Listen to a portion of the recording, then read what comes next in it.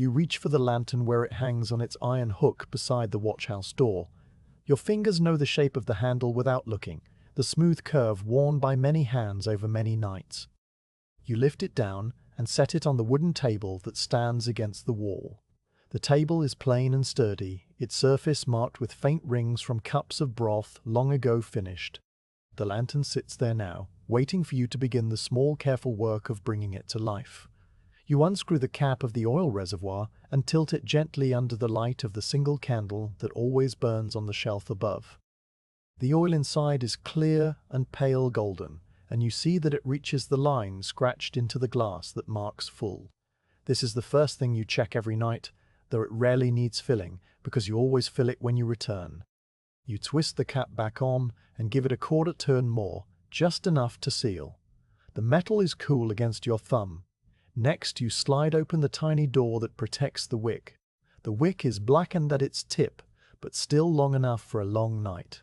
You take the small brass shears from your belt pouch and trim the burnt end with a single careful snip, catching the little piece of charred cotton in your palm and dropping it into the wooden bin under the table. The wick now shows a clean, pale tip. You turn the knob slowly and watch the wick rise just a little way out of its brass tube. The flame will take hold there. You lift the glass chimney from its seat and breathe on it once, a soft fog that you wipe away with the cloth that hangs from your belt. The glass is warm from your breath for only a second and then cool again. You set it aside and bring the candle near. The moment is always the same. You touch the candle flame to the wick and wait. For a heartbeat there is only a thread of smoke, and then a small steady flame appears, yellow at its crown and blue at its base. You watch it for a few seconds to be sure it is even and strong, and then you carefully lower the glass chimney back into place. The flame flutters once and settles, filling the glass with a calm globe of light. You listen. The watchhouse is silent around you. The thick stone walls hold the night outside, but in here the air is still and slightly warm from the small iron stove that has burned low. The only sound is the very faint hiss of the lantern now that it is lit, a sound so quiet you must lean close to notice it.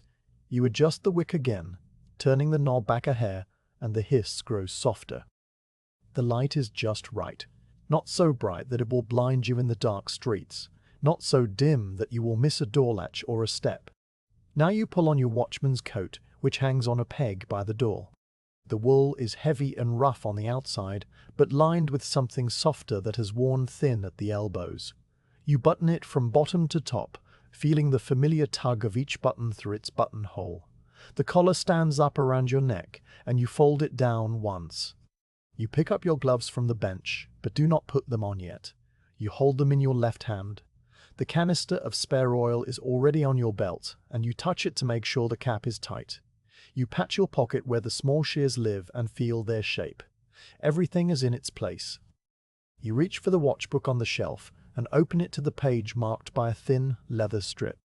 The page shows the date written in the clerk's careful hand, and below that the list of streets for your watch, the order in which you are to walk them, and a note about the lamps that need checking at the crossing of Swan Street and the Old Baker's Lane.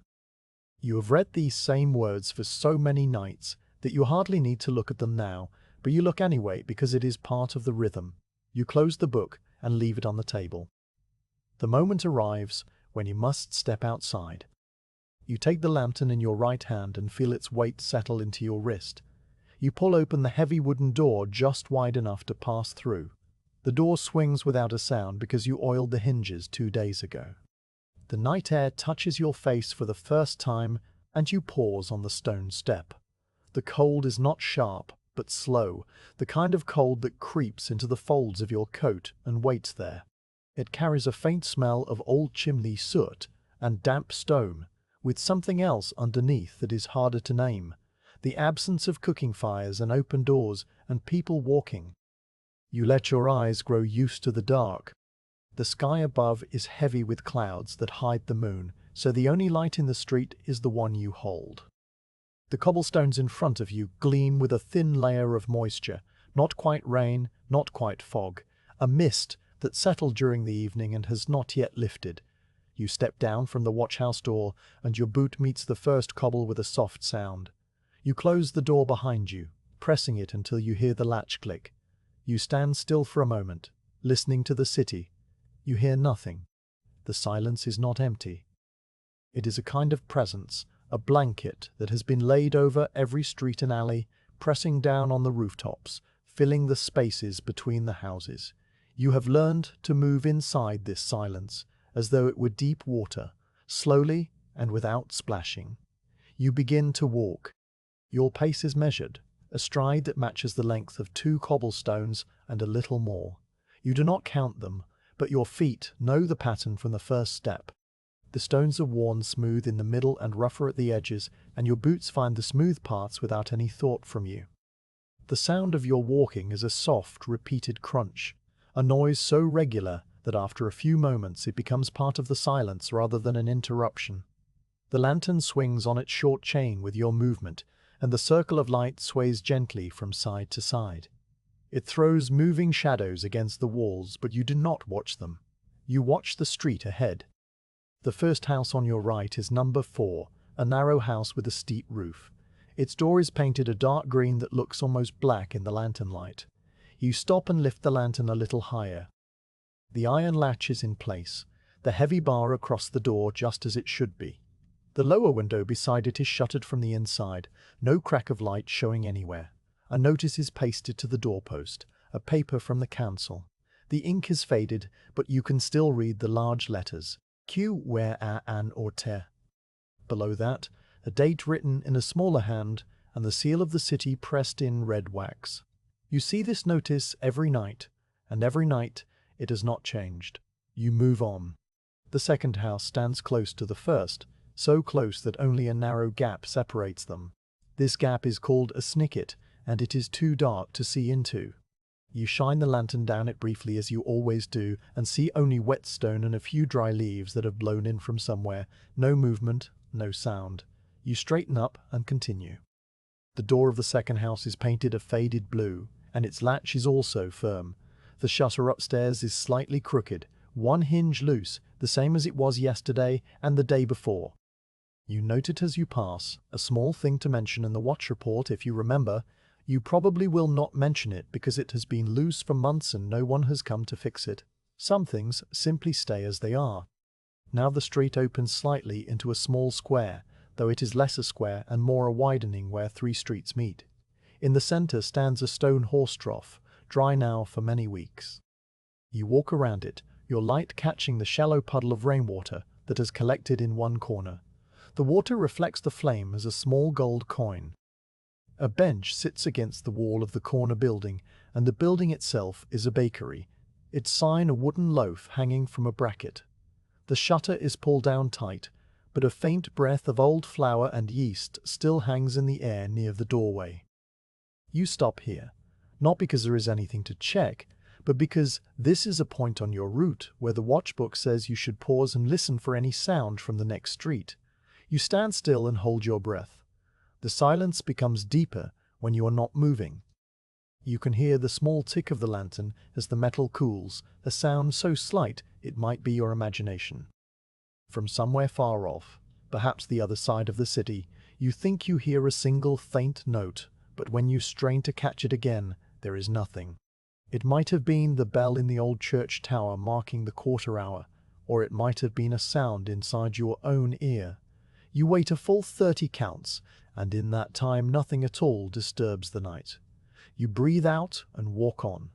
The next street is a long one, running straight from the square to the gate at the east end of the city. You will not go all the way to the gate tonight.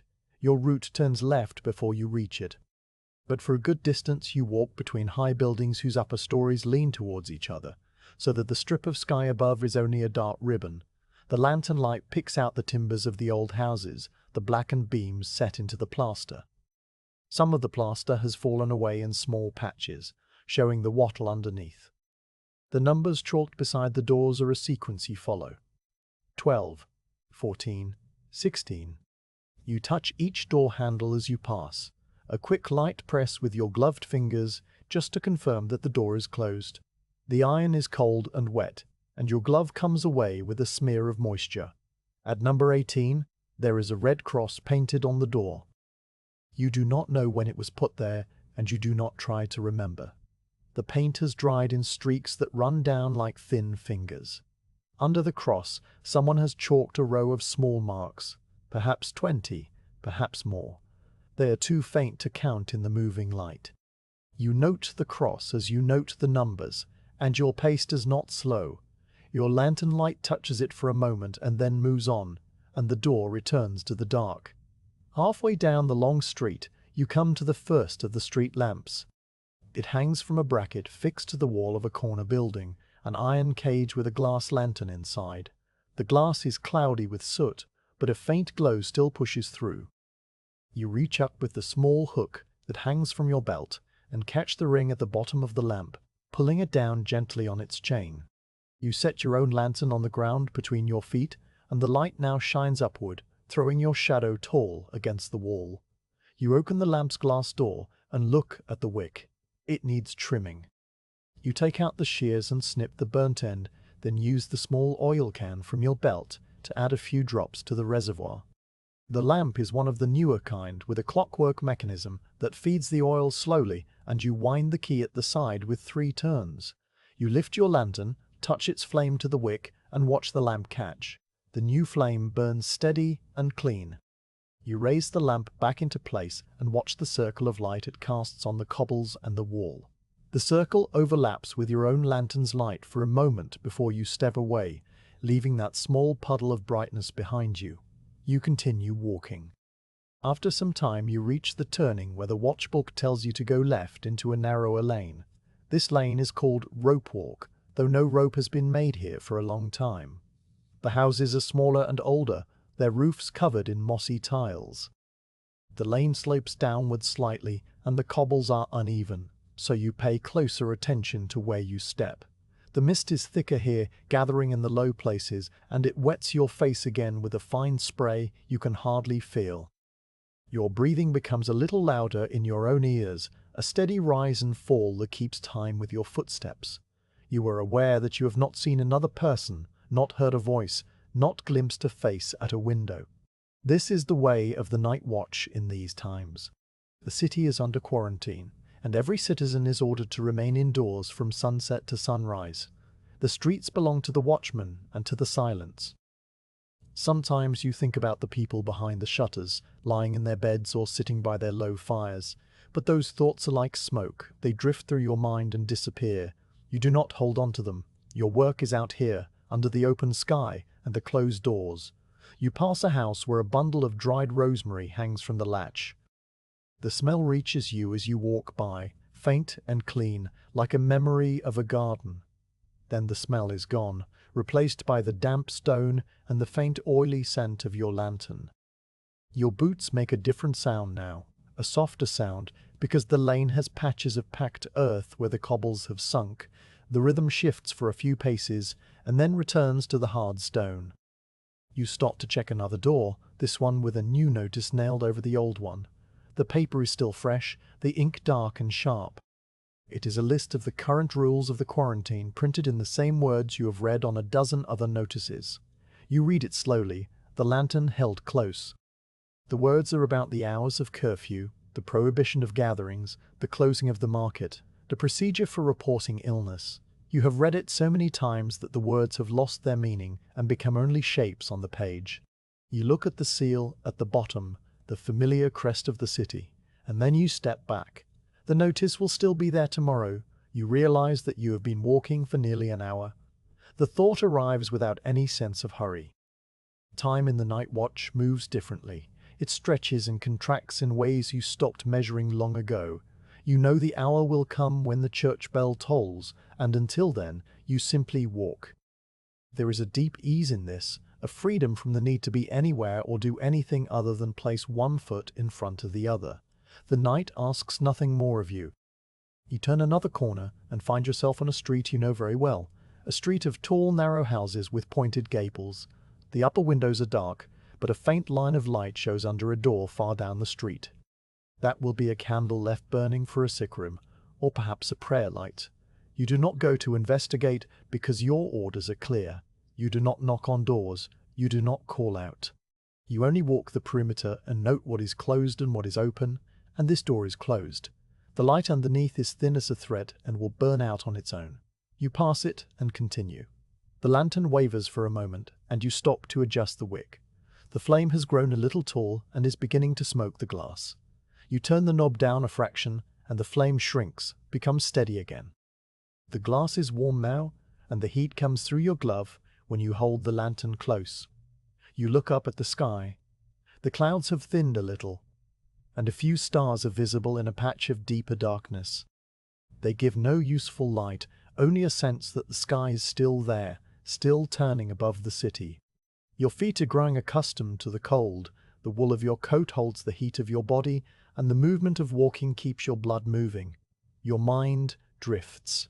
You think about the small fire that waits for you in the watch-house stove, the kettle you will put on when you return, the simple act of pouring hot water into a cup.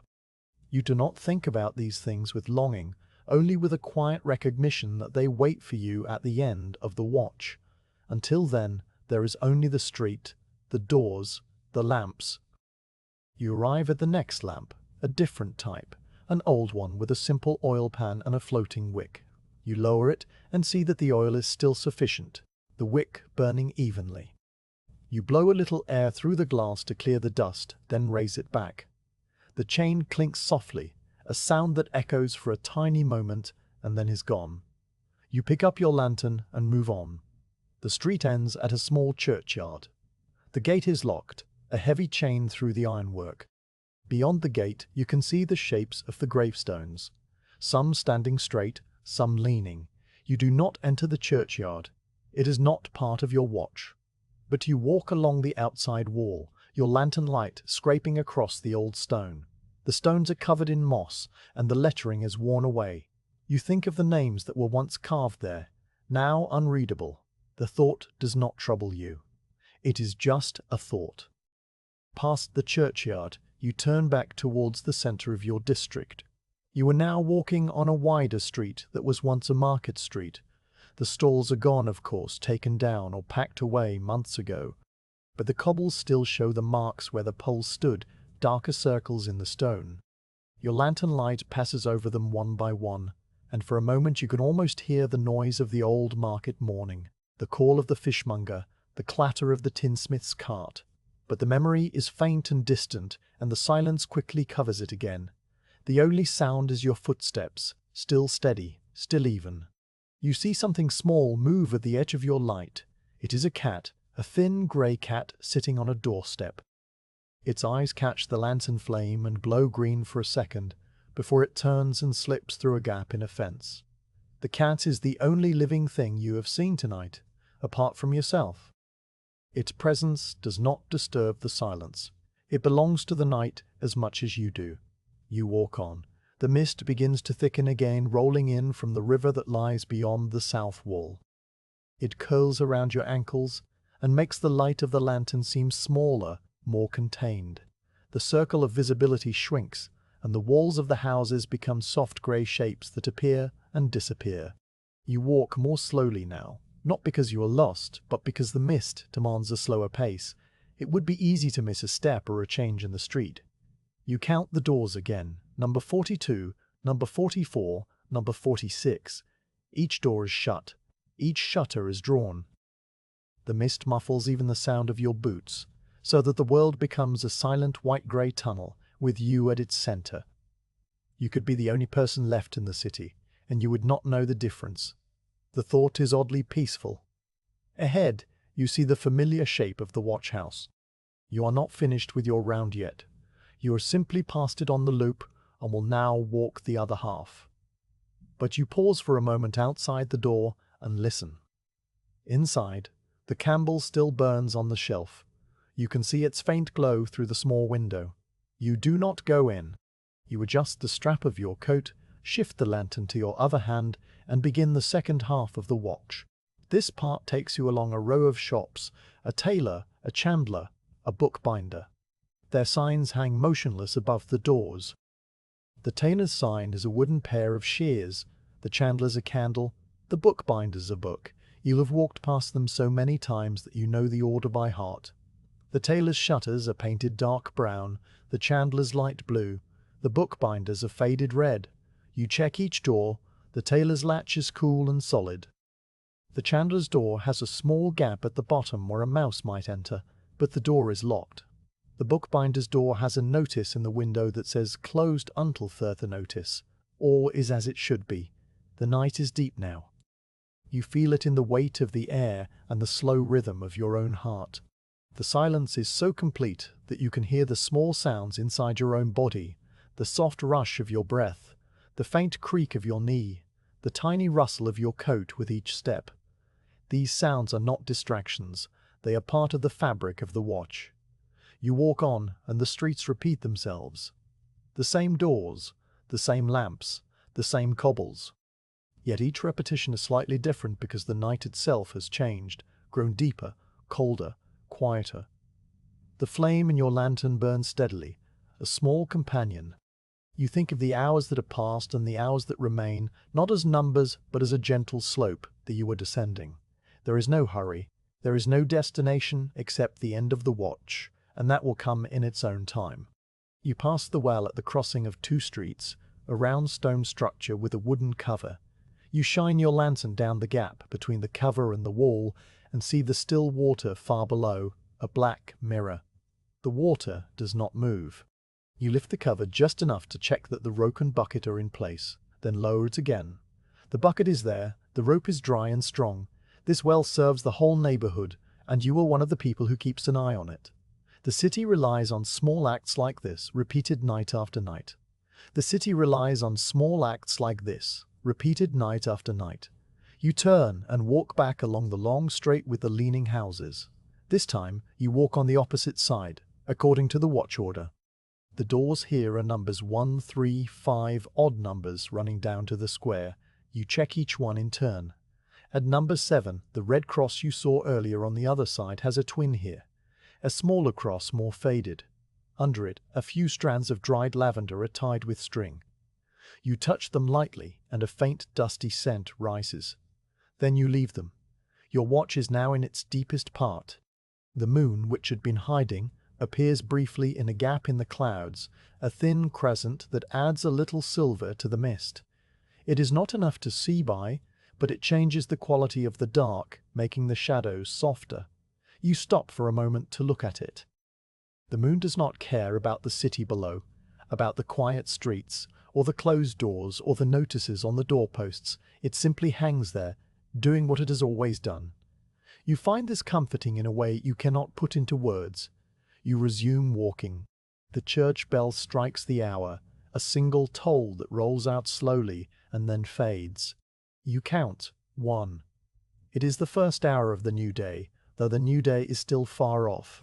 The bell's note hangs in the air for a long time, and when it is finally gone, the silence is even deeper than before. You walk through that deeper silence, your lantern light now the only sign of life in the whole street. You come to the last lamp on this section of the route, a lamp that hangs at the corner of the old baker's lane. This lamp is often troublesome, its wick pulling too much oil and smoking. You lower it and see that tonight it is burning cleanly. You trim the wick anyway because it is better to do it now than to have it fail before morning. A tiny flake of soot falls onto your glove and you brush it away. You wind the mechanism with 3 slow turns, counting under your breath.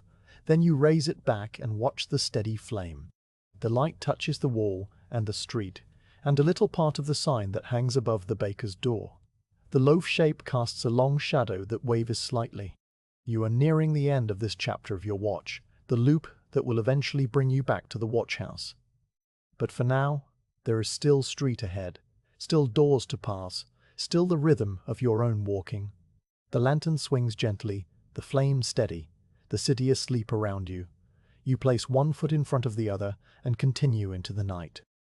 You have been walking for some time now, your boots finding their way along streets you know as well as the lines on your own palm. The night has settled around you like a heavy cloth, and the silence is no longer something you notice, but something you move inside, as a fish moves inside deep water.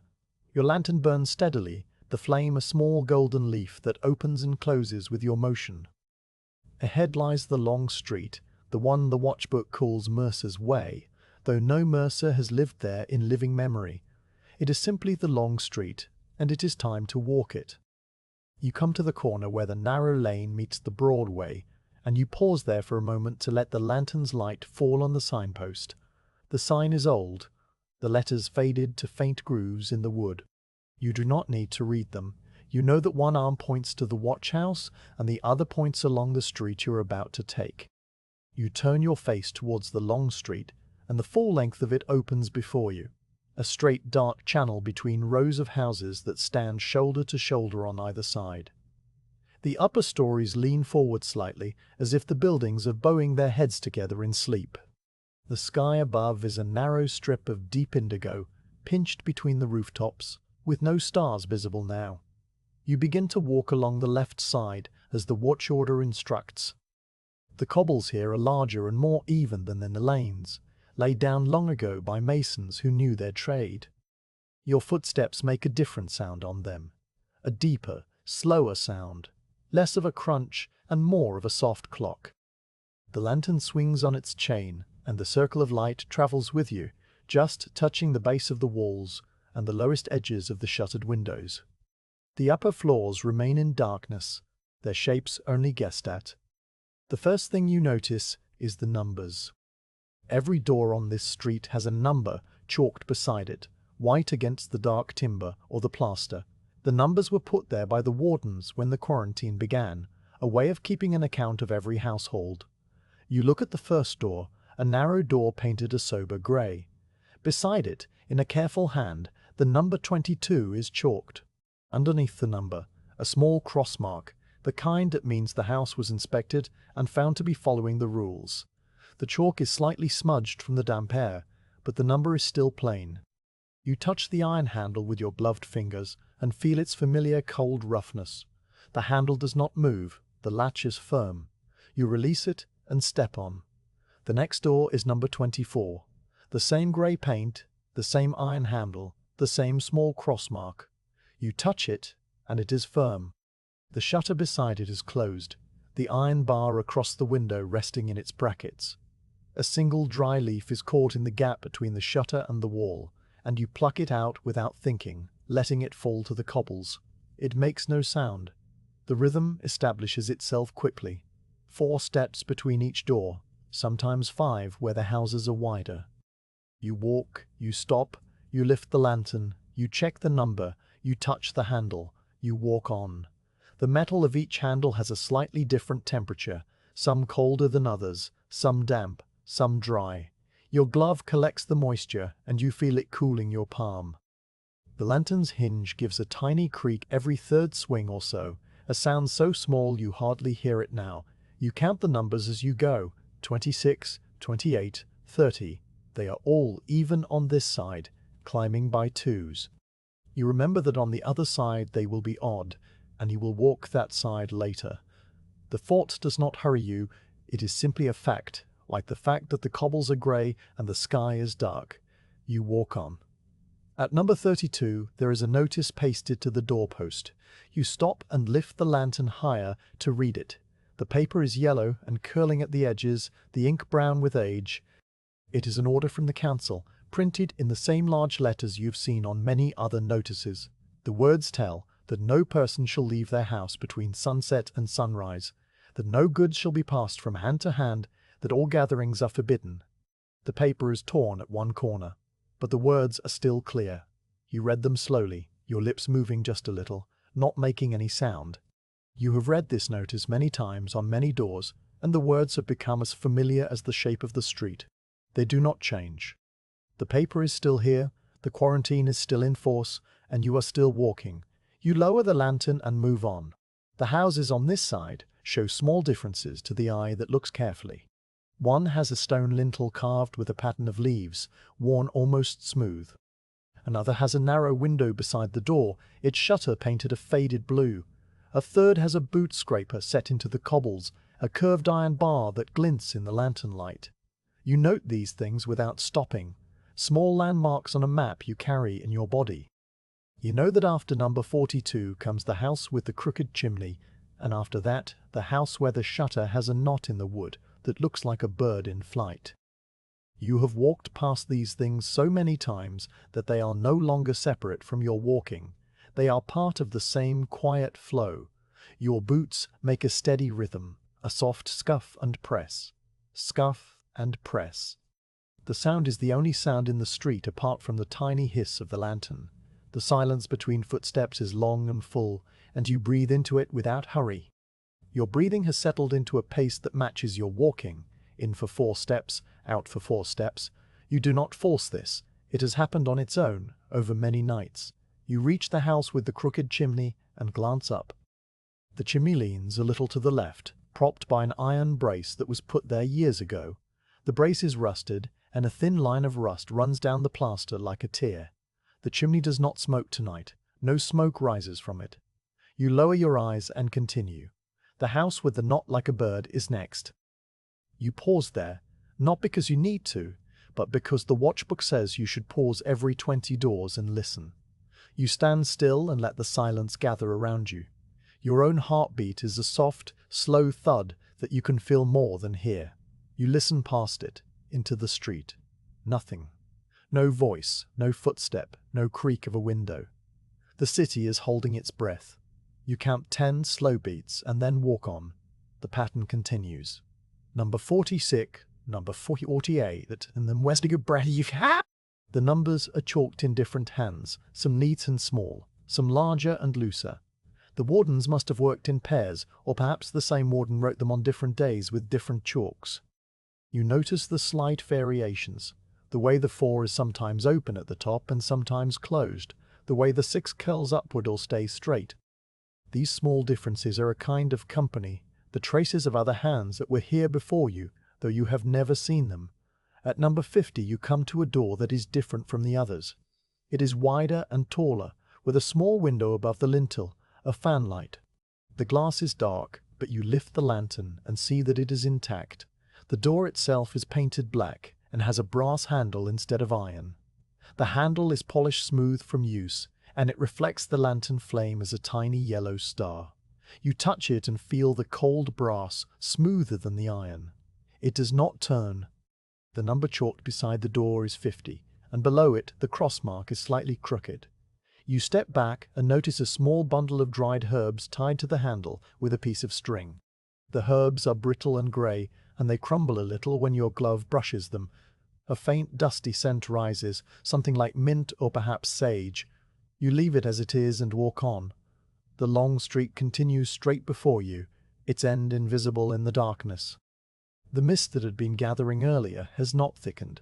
It hangs in the air as a fine dampness that you feel on your face and smell in the wool of your coat. It makes the lantern's light softer at the edges, so that the circle of brightness seems to fade gently into the dark rather than stopping sharply. The houses appear out of the mist one by one, as if they are swimming forward to meet you and then sinking back behind. You have now reached the middle part of the street, where a narrow alley cuts between the houses on the left. This alley, or ginnel, is too narrow for the lantern to light fully. You pause at its mouth and shine the light down it. The beam reaches only a few paces, showing wet stone and a drain cover. Beyond that is darkness. You listen for a moment, but no sound comes from the alley. You step past it and continue. After the alley, the houses resume. Number 52, number 54. The pattern of your walking picks up again, the same 4 or 5 steps, the same pause, the same touch. Your mind has become very quiet. You are not thinking about the past or the future. You are simply here, on this street, under this sky, with this lantern. The work fills your attention without effort, a gentle occupation that asks nothing of you except your presence. You hear a sound. It is very faint, very far away, a single deep note that rolls out and then fades. The church bell, tolling the half hour. You stop and count the echoes, one toll only. It is the half hour, and you note it in your mind as a waymark. You are exactly where you should be, at the middle of the long street, at the middle of this part of the watch. The bell's note hangs in the air for a long time, and when it is gone, the silence seems deeper than before. You continue walking. You pass number 56, a house with a green door and a brass letterbox. The letterbox is empty, the flap shut. You tap it once with your knuckle, a habit you have, not to check anything but just to feel the metal. It gives a small hollow sound. You move on. At number 58, there is a red cross painted on the door. The paint is old and has dripped in long thin lines that have dried in place. Under the cross, a line of chalk marks records the days, but they are too many and too faint to count. You do not try to count them. You look at the door for a moment, the same way you looked at the notice, the same way you looked at the crooked chimney. Then you walk on. The red cross does not ask anything of you. It simply is. The long street now begins a very gentle slope downward, so gentle you might not notice it if you did not know. Your feet notice. The pace changes just slightly, the heel striking a fraction sooner. The lantern swings forward with the slope, and the light dips and rises, dips and rises.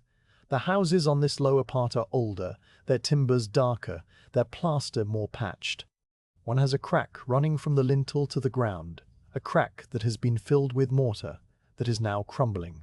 You step over a small pile of mortar dust and the cobbles, the first loose thing you have seen tonight. You are now walking the lower half of the street, approaching the point where you will cross to the other side. The watch order instructs you to cross at the old public pump, which stands in a small recess in the wall. You see its shape ahead, a dark column of iron with a curved handle. You walk towards it, counting the last doors on this side, 60, 62, 64. At each one you touch the handle, confirm the latch, check the number. The numbers are all in order, the chalk still readable despite the damp. You reach the pump and stop. The pump is dry, its leather seals long since worn out. The iron is rough with rust, and the trough below it holds only a shallow puddle of dark water that reflects your lantern light. You look into the puddle and see the flame upside down, a tiny golden leaf trembling on the surface. The water does not move. You rest your lantern on the edge of the trough for a moment and flex your fingers inside your glove. The cold has made them a little stiff, and the movement brings a small warmth. You pick up the lantern again and cross the street. The cobbles in the middle of the street are larger and flatter, worn smooth by carts that no longer pass. Your footsteps sound different here, a harder sound, more of a tap than a scuff. The street is wide enough that your lantern light does not reach the far side until you are halfway across, and for a few paces you walk in a kind of darkness, the light pooling at your feet. Then the opposite wall comes into view, and you step onto the other side. The houses here face the ones you had just walked past, and their numbers are odd, 21, 23, 25. You begin the same rhythm, the same touch and pause, but now the wall is on your right and the street on your left. The change feels slightly strange for the first few doors, your body accustomed to the other orientation, but quickly it becomes natural. The doors on this side are painted different colors, a deep red, a mustard yellow, a dark blue. The iron handles are the same, but some are shaped like a hand, some like a simple loop, some like a twisted rope. You touch them all with the same gentle pressure. At number 27 you find a notice that is newer than the others. The paper still white, the ink dark. It is a list of the names of the households that have been supplied with bread from the common store. The names are written in a column, 6 names, perhaps 3 families. You read them silently, though you do not know these people. The names are just names, words on a page. You finish reading and walk on. The long street continues upwards now, the gentle slope reversed. Your feet adjust without thought. The pattern of doors repeats, and your mind sinks back into the quiet place it found before. You are aware of time passing, but not of its weight. The night is simply moving, and you are moving with it. You pass number 29, number 31, number 33. The lantern's hinge creaks, a tiny noise that has become as regular as your breathing. The mist is a little thinner on this side, and you can see the shapes of the chimneys against the sky. One chimney has a bird's nest in it, a dark mass of twigs that has been there since spring. No birds are in it now. They left long ago. The nest will stay there until the wind takes it. At number 35, you notice that the shutter is not fully closed. There is a gap of perhaps an inch, a thin line of deeper darkness between the shutter and the frame. You stop and look at it more closely. lifting the lantern. The gap shows only darkness inside. No light, no movement. You push the shutter gently with your gloved hand, and it moves just a little, then stops. It is held by a cord inside, you think, or perhaps it has walked with the damp. You make a mental note of it, though you will not write it down. The shutter is closed enough. You leave it and walk on. Your walking has now a quality of near weightlessness, as if the street is walking you rather than the other way around. The doors come and go, the numbers climb, the handles offer their familiar coldness. You are no longer counting. You have passed the point where counting is necessary. You simply know where you are by the small landmarks, the boot scraper, the crack in the plaster, the notice with the torn corner. Each one tells you how far you have come and how far you have to go. You hear the church bell again, a single toll for the next hour. The sound is slightly louder on this side of the street, the tower being closer. It rolls over the rooftops and fades slowly, leaving behind a faint hum in your ears that might be only your own blood. You count the echo, 1. Another hour has passed and you are still walking. The thought does not trouble you. It simply is. You pass number 37, a house with a small painted sign above the door. The sign shows a pair of crossed keys, the mark of a locksmith who once worked here. The paint is cracked and fading, but the keys are still visible. The door is shut, the shutters drawn. The locksmith has long since stopped working. You touch the handle, find it firm, and walk on. The long street is beginning to feel shorter now, as it always does when you are on the return. You know that after number 45 comes the house with the 2 chimneys, and after that the house with the small garden wall. The numbers are counting down, not up, because you are walking back towards the square. Number 39, number 41, number 43. Each door receives the same touch, the same quick glance at the chalk number. Your glove is damp now, the leather dark with moisture. You do not mind. It is part of the night. At number 45 you come to the house with the 2 chimneys. Both are straight and tall, and between them a small attic window is set into the roof. The window is dark, like all the others. You stop for a moment, not because anything is different, but because the watchbook says to pause here and look back along the street. You turn and face the way you have come. The long street stretches away into the dark, a straight line of closed doors and shuttered windows. Nothing moves. Nothing makes a sound. Your own lantern is the only light in the whole length of it. You stand there for a few breaths, and then you turn back and continue. The house with the small garden wall comes next. The wall is low, only knee-high, and behind it you can see the dry stalks of plants that once grew there.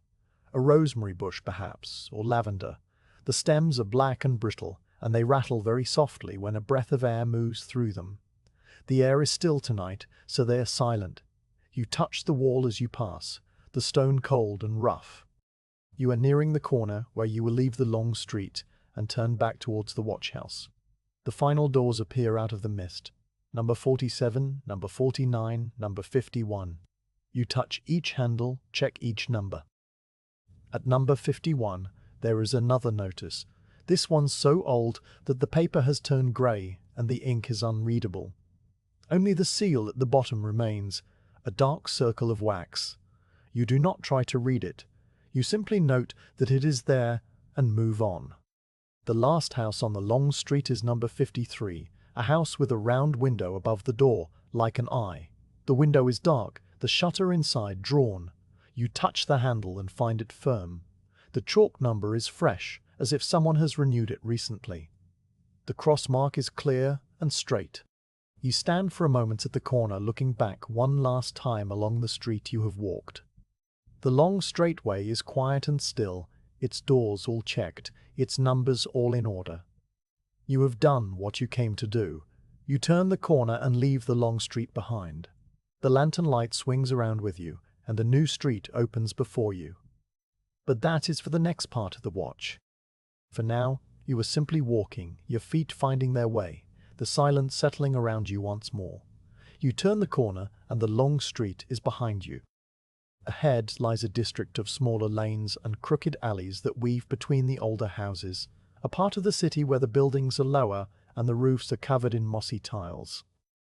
The watchbook calls this the Cordwainer's Quarter, though the shoemakers who gave it that name are long gone. The streets here are not straight. They bend and curve around the old church and the market cross, and the cobbles are narrower and more uneven. This is where the plague notices are thickest, where the red marks appear on many doors, and where the silence feels slightly heavier, as if the stones themselves remember more. You adjust your grip on the lantern and begin to walk. The first thing you notice is the smell, a faint dry scent of old paper and something else that might be dust or herbs, a smell that hangs in the still air and does not move. It comes from the notices pasted to the doorposts, dozens of them, their edges lifting in the damp. You pause at the first door on your right, a narrow door of unpainted wood that has gone grey with age. Tacked to the frame is a notice so old that the paper has turned the colour of weak tea. The ink is a faded brown, and the words are the same. You have read many times an order from the council forbidding any person from leaving a house marked with the sign of sickness. Below the words, someone has written a date in a spidery hand, and beside that, a small cross in red chalk that has almost washed away. You lift the lantern closer and let the light fall on the paper. The edges are brittle and cracked, and a corner breaks away when you touch it gently with your glove. The chalk cross has blurred into a pink smear. Underneath the notice, nailed directly into the wood, is a bundle of dried rosemary tied with a thin cord. The rosemary is grey and crumbles when you brush it, releasing a faint, sharp scent that cuts through the damp air for a moment and then is gone. You do not know who put it there or when, but you have seen such bundles on many doors throughout the quarter. They are a custom older than the quarantine, though now they carry a different meaning. You leave the door and move on to the next. The second door is painted a faded blue, and it bears no notice, but it does bear a mark. A red cross, painted carefully with what looks like thin paint, or perhaps whitewash mixed with red earth, is drawn on the upper panel. The paint has dried in streaks that run downwards, like small red fingers. Under the cross, a line of chalk marks records the days, each mark a short vertical stroke. There are perhaps 30 strokes, and then the chalk stops. You do not count them. You only note that they are there, a record of time kept by someone who is no longer adding to it. The door handle is cold and firm, and you move on. The street curves to the left, and the lantern light swings around the bend, briefly catching the edge of a broken gutter that drips a slow bead of water. The drip is the only sound beyond your own footsteps, a soft click that comes at irregular intervals. You count 3 drips before you pass out of earshot. The houses on this side are built close together, their upper stories jutting out over the lane so that the eaves almost touch. In the narrow strip of sky above, the clouds have thickened again, and no moon or star is visible. You come to a door with a large notice printed on thick paper, the kind the council uses for its most important orders. The letters are bold and black, still dark after many weeks. You read it slowly, your lips forming the words without sound. It is a list of the current regulations, the hours of curfew, the prohibition of gatherings, the closing of the market, the requirement that all deaths be reported to the wardens within the hour. At the bottom, the city seal is pressed in red wax, the image of a ship under sail. The wax is cracked but still holds. Beside the notice, a smaller paper lists the names of the householders and a number beside each name, perhaps a count of the people inside N. The number beside the first name is 3, the second is 1, the third is 2. You do not know these people, but you look at the numbers and then look away. The paper will still be here tomorrow. You walk on and the doors continue. A green door with no mark at all. A black door with a red cross that has been painted over in white, but still shows through faintly. A brown door with a notice so faded you can only make out the word order and the date. Each door you touch, each handle you press, each latch you confirm is shut. The rhythm of your footsteps is slower here because the street demands it. The cobbles are uneven and require you to watch where you place your feet. The lantern swings gently, and the light passes over the walls like a slow yellow hand. At a corner where 2 lanes meet, you find a door that is completely covered in papers. Notices, orders, warnings, prayers, all pasted one over the other, so that the wood beneath is invisible. The layers are thick and soft, like old cloth. Some of the papers have come loose at the edges and flutter slightly when you pass, though there is no wind. You stop and examine the topmost layer. It is a printed prayer, the words in a language you recognize but do not speak, a plea for deliverance. The ink is blue and has run in the rain so that the letters are smeared. Underneath it, you can see the corner of a red cross painted on an older notice.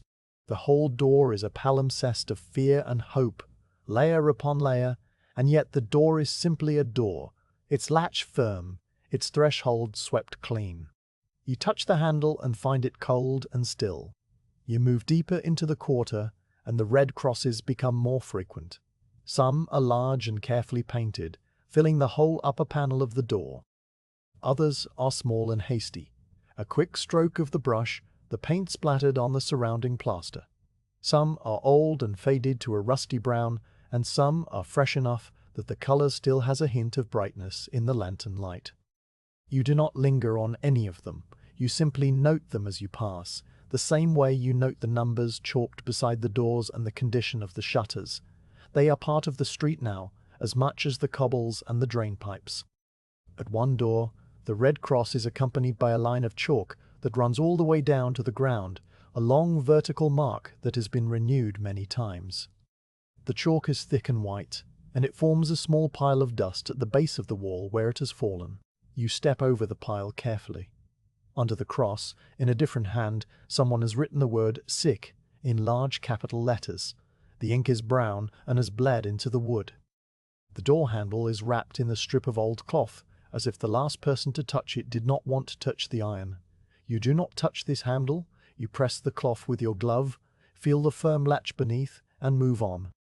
The street opens into a tiny square, barely larger than a room, with a stone bench set against the wall of a building that might once have been a tavern.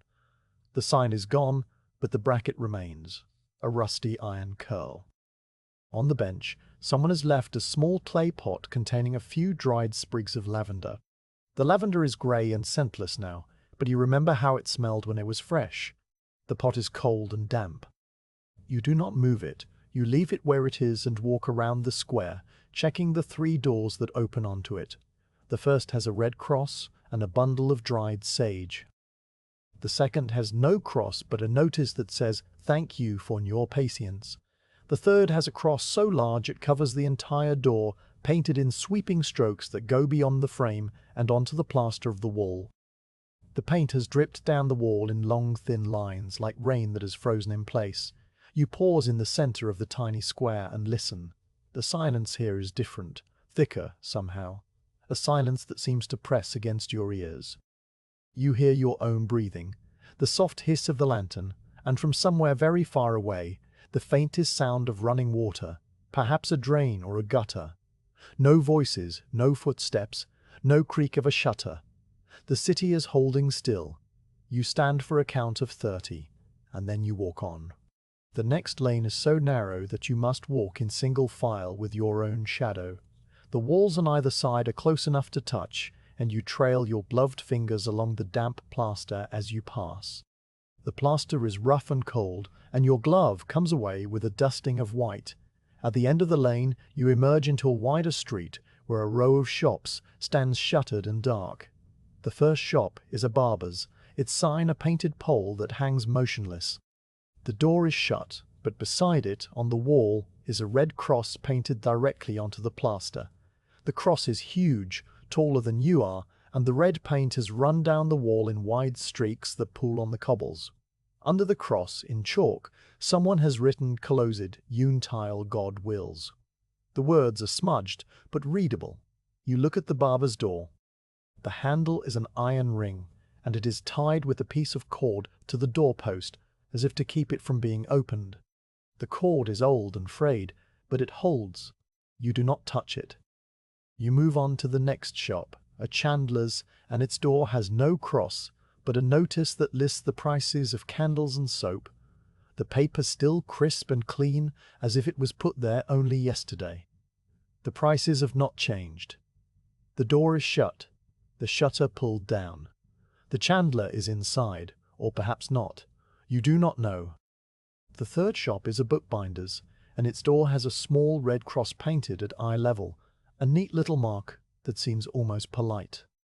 Beside it, a note in a fine hand says that the bookbinder is working from home and that orders may be left in the box. The box is empty.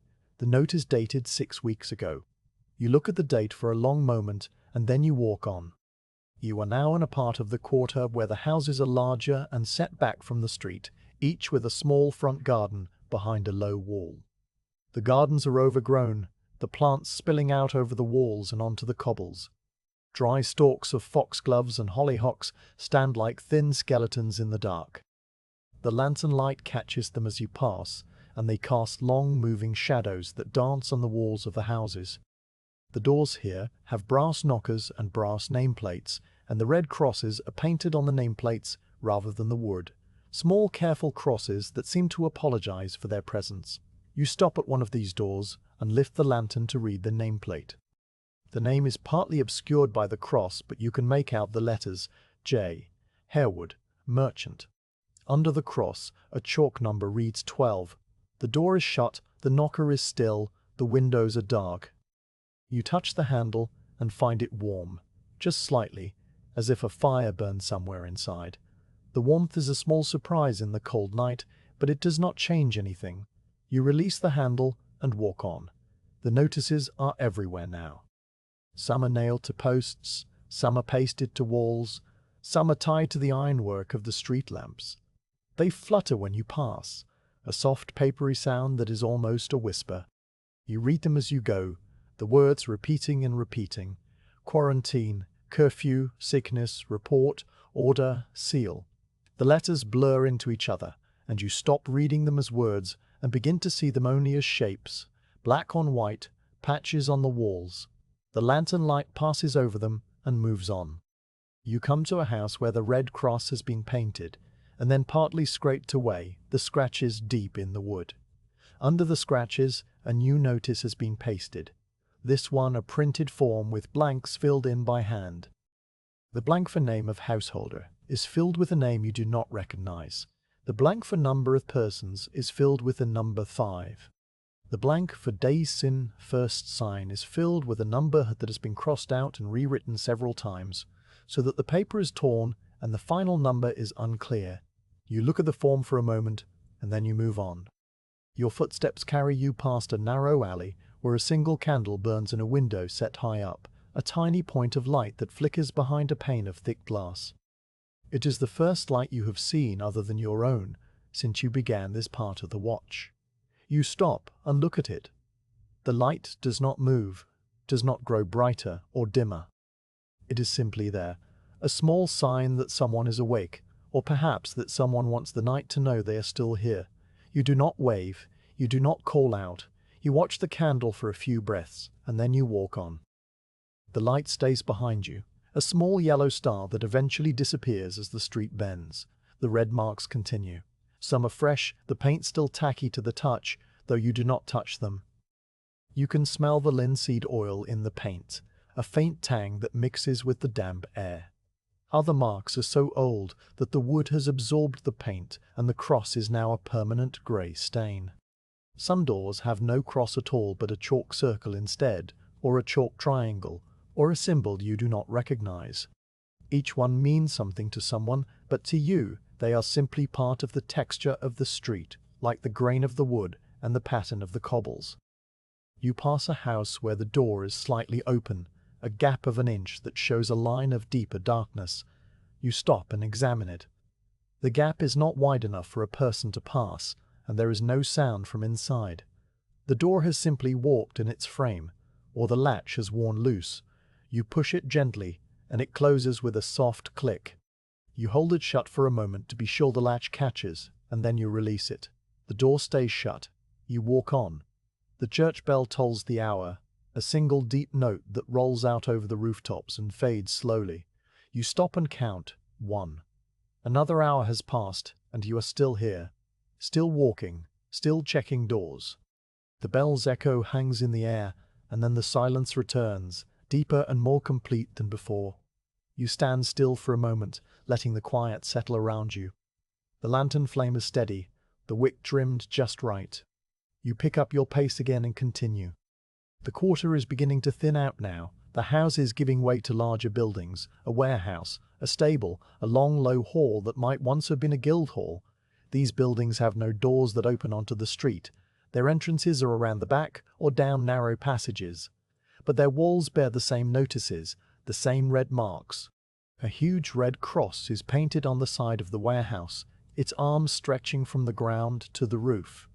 The paint has run in the rain, and the cross looks like a wound that has bled down the wall. Underneath it, in letters 3 feet high, someone has chalked the word, "God help you." The chalk is fresh and white, and the letters are crooked, as if written by a hand that was shaking. You look at the words for a long moment, and then you look away. You walk on. Your feet are growing tired now, a dull ache in your soles that you notice and then release. The lantern is a little heavier in your hand, but you do not switch hands yet. You are used to the weight, the small pull on your wrist. The mist has returned, thin veils of it drifting across the street, making the lantern light bloom into a soft haze. The red crosses seem to float in the haze, their edges blurred, their colors muted. The notices become soft rectangles of lighter gray. You walk through the mist, as if through a dream, your footsteps muffled, your breathing slow. You come to the last street in the quarter, a short cul-de-sac that ends at a high wall. The wall is the boundary of the old churchyard, and a heavy wooden gate is set into it. The gate is locked, a thick chain through the iron handle. Above the gate, a red cross has been painted on the stonework, so large that it covers the entire arch. The paint is old and has faded to the color of dried blood. Under the cross, a notice in a metal frame is bolted to the wall that read, "Burial closed. For rain grancis, spurt the want homesis." The metal frame is rusted and the glass is cracked, but the words are still clear. You read them slowly, and then you turn away. You have reached the end of this part of your watch. The street behind you is quiet, its doors checked, its notices read. You stand for a moment at the end of the cul-de-sac, looking back the way you came. The lantern light touches the nearest walls and fades into the mist. The red crosses are invisible now, hidden by the darkness and the haze, but you know they are there. You do not need to see them to know they are there. You do not need to see them to know they are there. They are part of the city now, as much as the cobbles and the chimneys and the silent church bell. You turn and begin to walk back, retracing your steps through the mist. The doors you checked earlier appear again, their handles still cold, their notices still in place. Nothing has changed. Nothing ever changes in the night watch, except the slow movement of the hours and the gradual fading of the sky. You walk on, your lantern swinging gently, your mind quiet, the red marks and the notices settling into the background of your awareness like stones in a stream. After the second hour, or perhaps after the third, something shifts. The street does not change, the doors do not open, the mist does not lift, but inside you a quiet adjustment occurs. Your thoughts, which had been drifting from one small observation to the next, begin to settle. They no longer reach out to the notices on the doors or the shapes of the chimneys against the sky. Instead, they fold inward and rest upon the simplest thing, the sound of your own walking. You become aware of it as you might become aware of your own breathing when lying still in a quiet room, a steady rhythm that has been there all along, unnoticed only because it was so constant. The sound of your boots on the cobbles is not a single note but a small composition that changes with every step. On the larger, flatter stones of the main thoroughfares, the sound is a deep, soft thud, almost a muffled knock that your heel makes first, followed by a lighter press as the sole rolls forward and the toe briefly takes the weight. The leather of your boots is thick but worn, and it gives the sound a certain roundness, as if each footfall is wrapped in a thin layer of felt. On the narrower cobbles of the lanes, the sound becomes sharper, a quicker tap that does not echo, but seems to be caught by the walls and held close. You hear the difference without thinking about it, your ear so accustomed to the street that it registers the texture of the stone through the vibration that travels up your legs. You pay attention now to the small variations. Every cobble is slightly different, and your feet know the shape of each one even before they land. Some stones are crowned with a smooth polish from centuries of cartwheels and shoe leather, and on these, your step makes a clean, firm sound, a note that lasts only a fraction of a second before the silence returns. Others are pitted and rough, and your boot scrapes across them with a sandy whisper that lingers a little longer. In the seams between the stones, fine gravel has gathered, washed there by rain and never swept away. When you step on these seams, the gravel crunches softly, a delicate grinding that adds a layer of texture to the rhythm, a tiny percussion beneath the main beat. The lantern contributes its own voice to this quiet music. The short chain from which it hangs creaks gently with every other step, a small high note that comes just as your right foot lifts. The hinge of the lantern's bail is old and slightly loose, and it makes a faint regular click at the peak of each swing. Inside the glass, the flame gives a nearly inaudible hiss, a steady white noise that you only notice when you pause and hold the lantern still. Together, these sounds make a little chorus that accompanies you wherever you go, a chorus so familiar that it has become part of your own silence. You become aware of your breathing as well, a slow tide that moves in and out without any effort from your will. The air enters through your nose, cool and slightly damp, and leaves through your mouth in a soft exhale that fogs the space just in front of your face before disappearing. The rhythm of your breathing has matched itself to your walking over the hours. In for 4 steps, hold for 1, out for 4. You did not decide this. It simply happened, the way water finds its level. The sound of your breath is a gentle rush, quieter than your footsteps, but deeper, a continual whisper that fills the gaps between the heel strikes. Your coat makes a sound as well, a soft rustle of heavy wool with every swing of your arm. The fabric rubs against itself at the shoulders and the sides, creating a low, dry friction that you feel more than hear.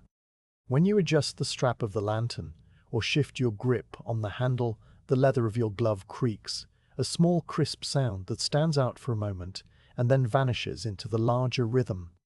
The oil canister on your belt taps lightly against your hip, with a muffled metallic knock when you step over a particularly high cobble, but this happens only occasionally, a surprise note that keeps the night from being perfectly even. You notice that the silence between these sounds is much larger than the sounds themselves. Each footfall takes up only a heartbeat of time, and then the quiet rushes back in to fill the space. The silence is not empty. It is a thick, present thing, a medium through which the small noises travel like ripples across a pond. You have the sense that your footsteps do not so much break the silence as momentarily shape it, pushing it aside for an instant before it closes around you again. When you stop walking to check a door or trim a wick, the silence becomes absolute. Your own breathing and the hiss of the flame are the only things that remind you that you are still there. You pause now in the middle of a narrow street that runs between tall old houses, and you stand completely still. Your footsteps cease, and the little chorus of the lantern and your coat and your breathing becomes suddenly loud in your ears. You hear the tiny creak of the cooling metal inside the lantern, a faint tick-tick that slows and then stops. You hear the far-off drip of water from a broken gutter, a sound so distant it might be only a memory. You hear your own heartbeat, not as a noise but as a gentle pressure in your ears, a soft throb that keeps its own time. Then you lift your foot and take a step, and the rhythm begins again, fresh and steady as if it had never paused. The sound of your footsteps changes as you move from one street surface to another. You turn a corner and find yourself on a patch of cobbles that have been worn down to flat discs, their crowns entirely gone. Here the sound is a solid, resonant thump that you feel in your shins. A few paces later, you cross a section where the cobbles are missing and the street is patched with packed earth and gravel. The sound becomes a soft, gritty crunch, slower and more muffled.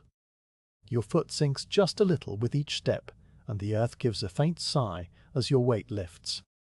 You cross a narrow iron drain cover, and your boot rings against it with a brief hollow clang that surprises you. A single bright note that hangs in the air for half a second before the damp stone swallows it. You walk over a scattering of dry leaves that have blown into a corner. They rustle under your feet with a thin, papery crackle, each leaf a tiny brittle snap that multiplies into a soft continuous whisper. The leaves are oak and elm, curled into tubes and cups, and they break into smaller pieces as you pass. The sound is one of the few things tonight that is not part of your own making, though your walking is what brings it forth. You leave the leaves behind, and the sound returns to the familiar scuff of boot on stone. The rain of 2 nights ago has left shallow puddles in the dips of the cobbles, and when you step on the edge of one, the water makes a small splashing sound, a wet clap that is quickly absorbed.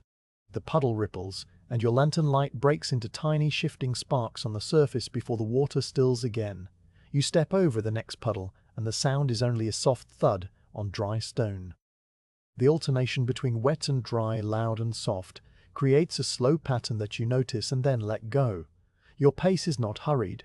It never hurries. You walk at the speed of the night watch, a speed that is slower than a day walk, but faster than standing still. It is the speed of a person who has a long distance to cover and no reason to arrive quickly. Each step is placed with care, not because you are afraid of slipping, but because careful walking produces a softer sound, and a softer sound disturbs the silence less. You have learned this over many nights. The quieter you walk, the more the night accepts your presence. A heavy footstep bounces off the walls and announces itself. A light footstep is a small offering that the darkness takes without complaint. You listen to the echo, or the lack of it. In the wider streets, your footsteps sometimes return to you a half moment later, a faint ghost of a sound that has travelled across the way and bounced off a shuttered window. The echo is so soft that you are not always sure you heard it. It might be your imagination. In the narrow lanes, no echo comes at all. The sound is trapped between the close walls and absorbed by the plaster and the timber, so that each footstep dies the instant it is born. There is a kind of comfort in this, a feeling that your presence is not spreading out into the world, but is contained within the small circle of your lantern light. You notice how the sound of your footsteps changes when you walk past an open space. An alley mouth, a small courtyard, a recessed doorway. As you pass these, the sound suddenly opens out and becomes slightly hollower, as if the air has more room to carry it. Then, as you move beyond the opening and the wall returns, the sound closes up again, becoming flat and close. This subtle variation is something you have felt many times without ever naming. It is part of the map you carry in your body, the map that tells you where you are, even when your eyes see only dark walls and shuttered windows. Your own body makes other small noises that you do not control. Your stomach gives a soft gurgle, a distant reminder that you last ate many hours ago. Your knee clicks when you step up onto a raised cobble, a tiny pop that you feel more than hear. Your jaw tightens and then releases, and you hear the slight wet sound of your tongue moving inside your mouth. These sounds are intimate and private, known only to you. They are not part of the watch, but they are part of the night, and you accept them as you accept the creak of the lantern and the rustle of your coat. The rhythm of your walking has a way of smoothing out thought. When you first set out, your mind was full of small lists and observations, the doors to check, the lamps to trim, the order of the streets. Now, hours later, those lists have been completed or have faded into the background. Your mind is no longer working, it is simply receiving. You hear your footsteps as if they belong to someone else, a steady, reassuring presence that asks nothing of you. You could walk forever like this, you think, and the thought itself is as light as a dry leaf and passes just as quickly. You pause again at a corner and lower the lantern to rest your arm.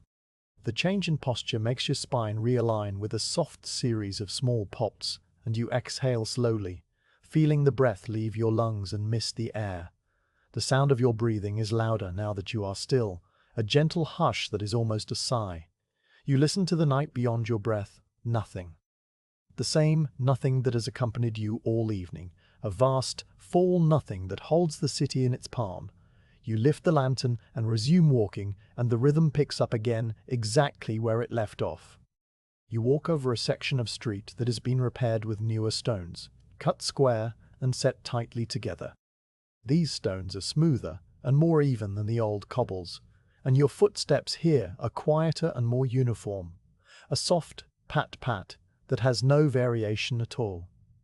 The monotony of this sound is strangely soothing, a steady pulse that lulls you deeper into the walking trance.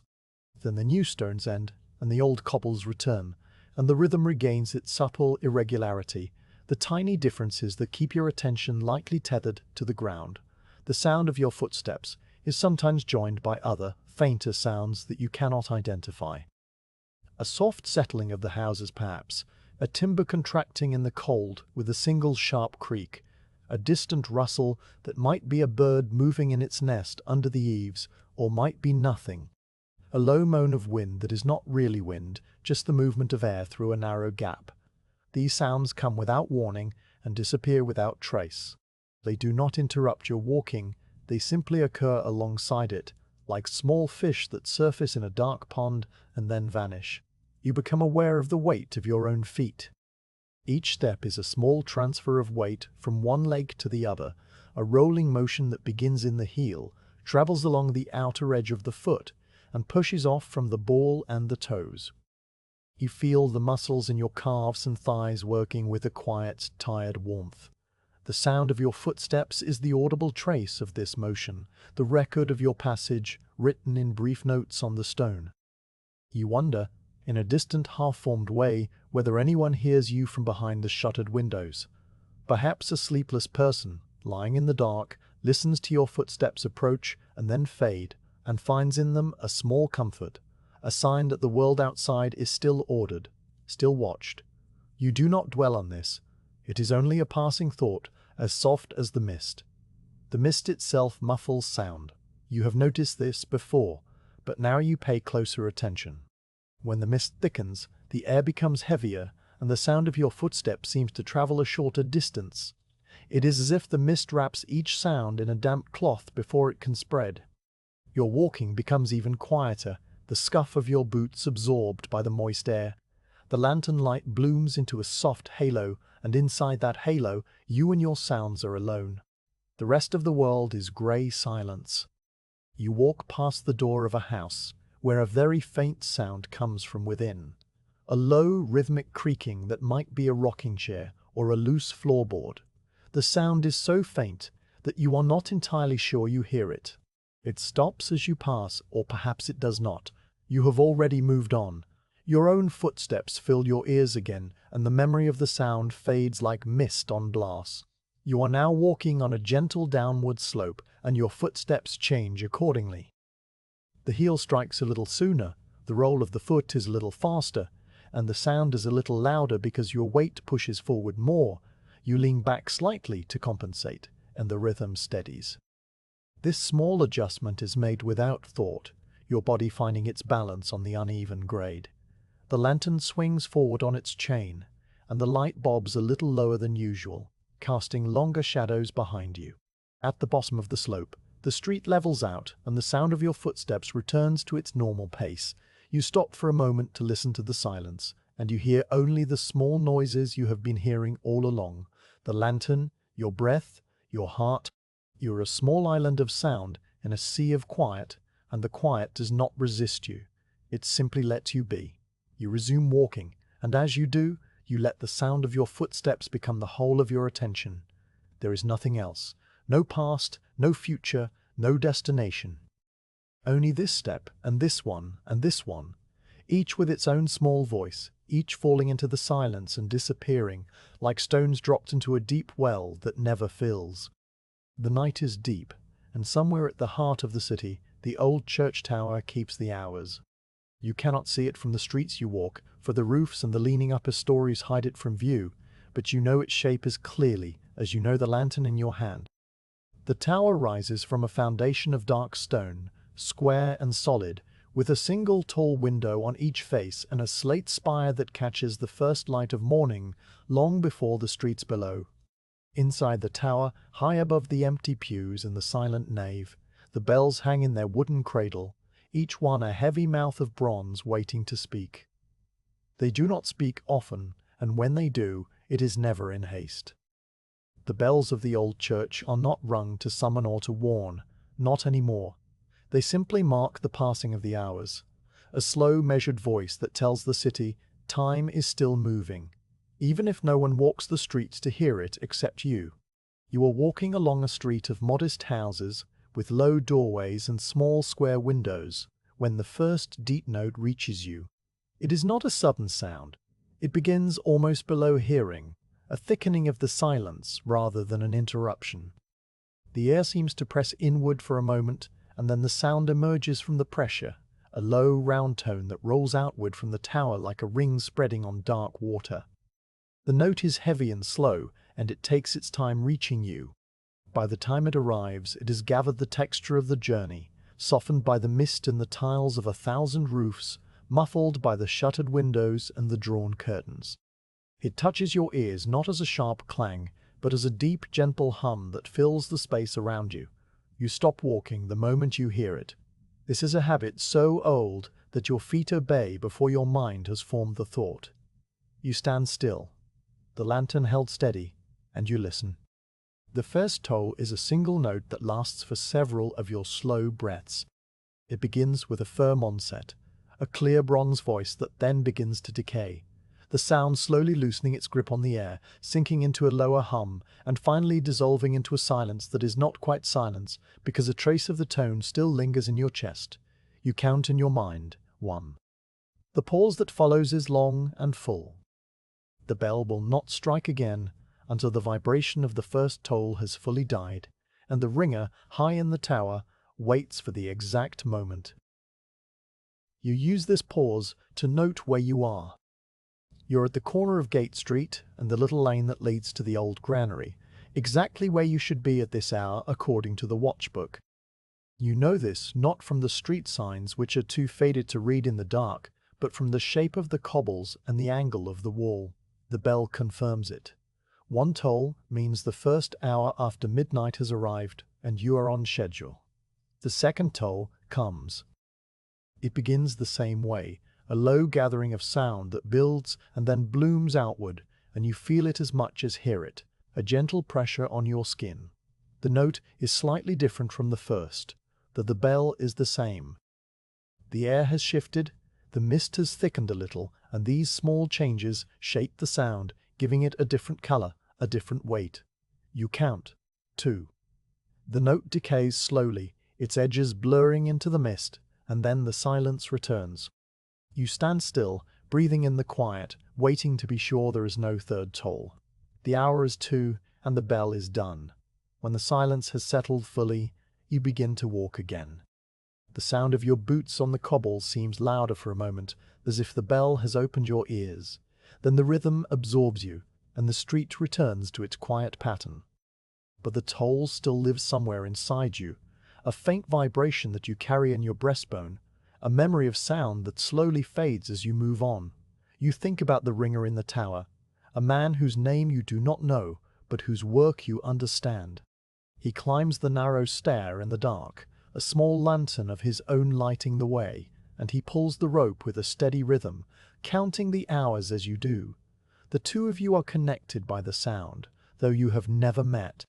The half hour is marked by a smaller bell, a higher note that comes once and is gone. You hear it while you are checking a lamp at the corner of Threadneedle Street, your hands busy with the wick and the oil.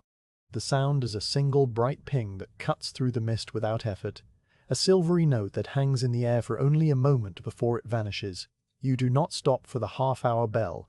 It does not require a count. It is simply a marker, a gentle reminder that time is passing in smaller steps. You finish trimming the lamp, wind the mechanism 3 turns and raise it back into place. The half-hour bell has already faded, and the street is quiet again. You walk on, and the night deepens. The mist grows heavier, and the lantern light becomes a soft globe that barely reaches the walls. Your footsteps are muffled, your breath a slow cloud. You listen for the next hour, knowing it will come when you reach the middle point of your route, the place where the long straight street crosses the old market way. You walk steadily, and in the silence between your footsteps you almost imagine you can hear the next toll approaching, a sound that has not yet been born. Then it arrives. 2 deep notes roll out from the tower, one after the other, with the same long pause between them. You stop and count, one, and then the second, a slightly deeper note, as if the bell has grown heavier in the cold. 2 tolls for the second hour after midnight. The sound spreads over the rooftops and sinks into the stones, and you stand still, letting it pass through you. The silence that follows the second toll is the deepest yet, a silence that seems to hold its breath, waiting for a third toll that does not come. You exhale slowly and begin to walk again. The bell has told you that you are at the market cross, and the market cross is exactly where you should be. The bells do not hurry. That is what you notice most about them. In a city that once moved quickly, where carts rattled and traders shouted and children ran through the streets, the bells now move at a pace that matches the empty cobbles and the shuttered doors. Each toll takes as long as it takes, and the silence between tolls is a measured thing, a space in which a person could say a short prayer or take 3 slow breaths. The rhythm is not mechanical, it is human. The rhythm of the ringer's arm pulling the rope, the rhythm of the bell's own weight swinging in the dark. You think about the bell itself, the great bronze bell that hangs in the middle of the cradle. It was cast many years ago in a foundry that no longer operates, by men whose names are forgotten. The bell has a name, or it once did, though you cannot recall it. The metal is thick at the rim and thinner near the crown, and a crack runs down one side, a dark line that was mended with iron staples long ago. The crack changes the voice of the bell, giving it a slight roughness, a texture that the other bells in the tower do not have. You have heard the story that the bell cracked on the night the plague first came to the city, but you do not know if the story is true. It might simply have cracked from age, from the slow fatigue of centuries of ringing. The half-hour bell is different. It is smaller and younger, a bell that was hung only a few decades ago. Its note is pure and clear, without the roughness of the great bell.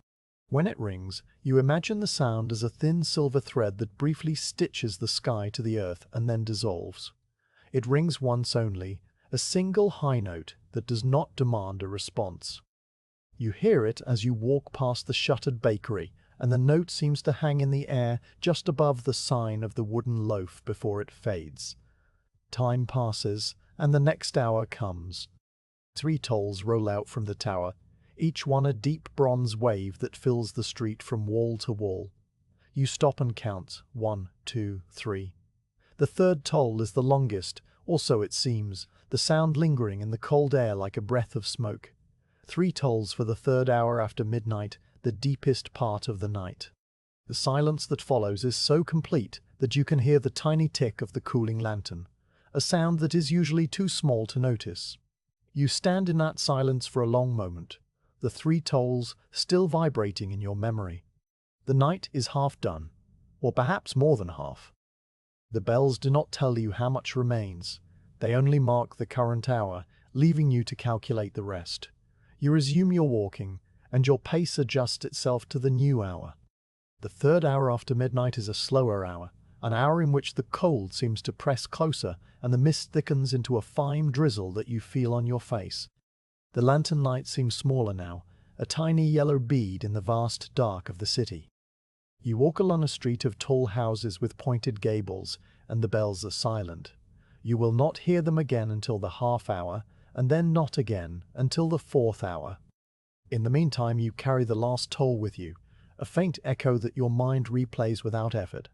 The half-hour bell rings, a single clear note that seems to come from very far away, though the tower is not far.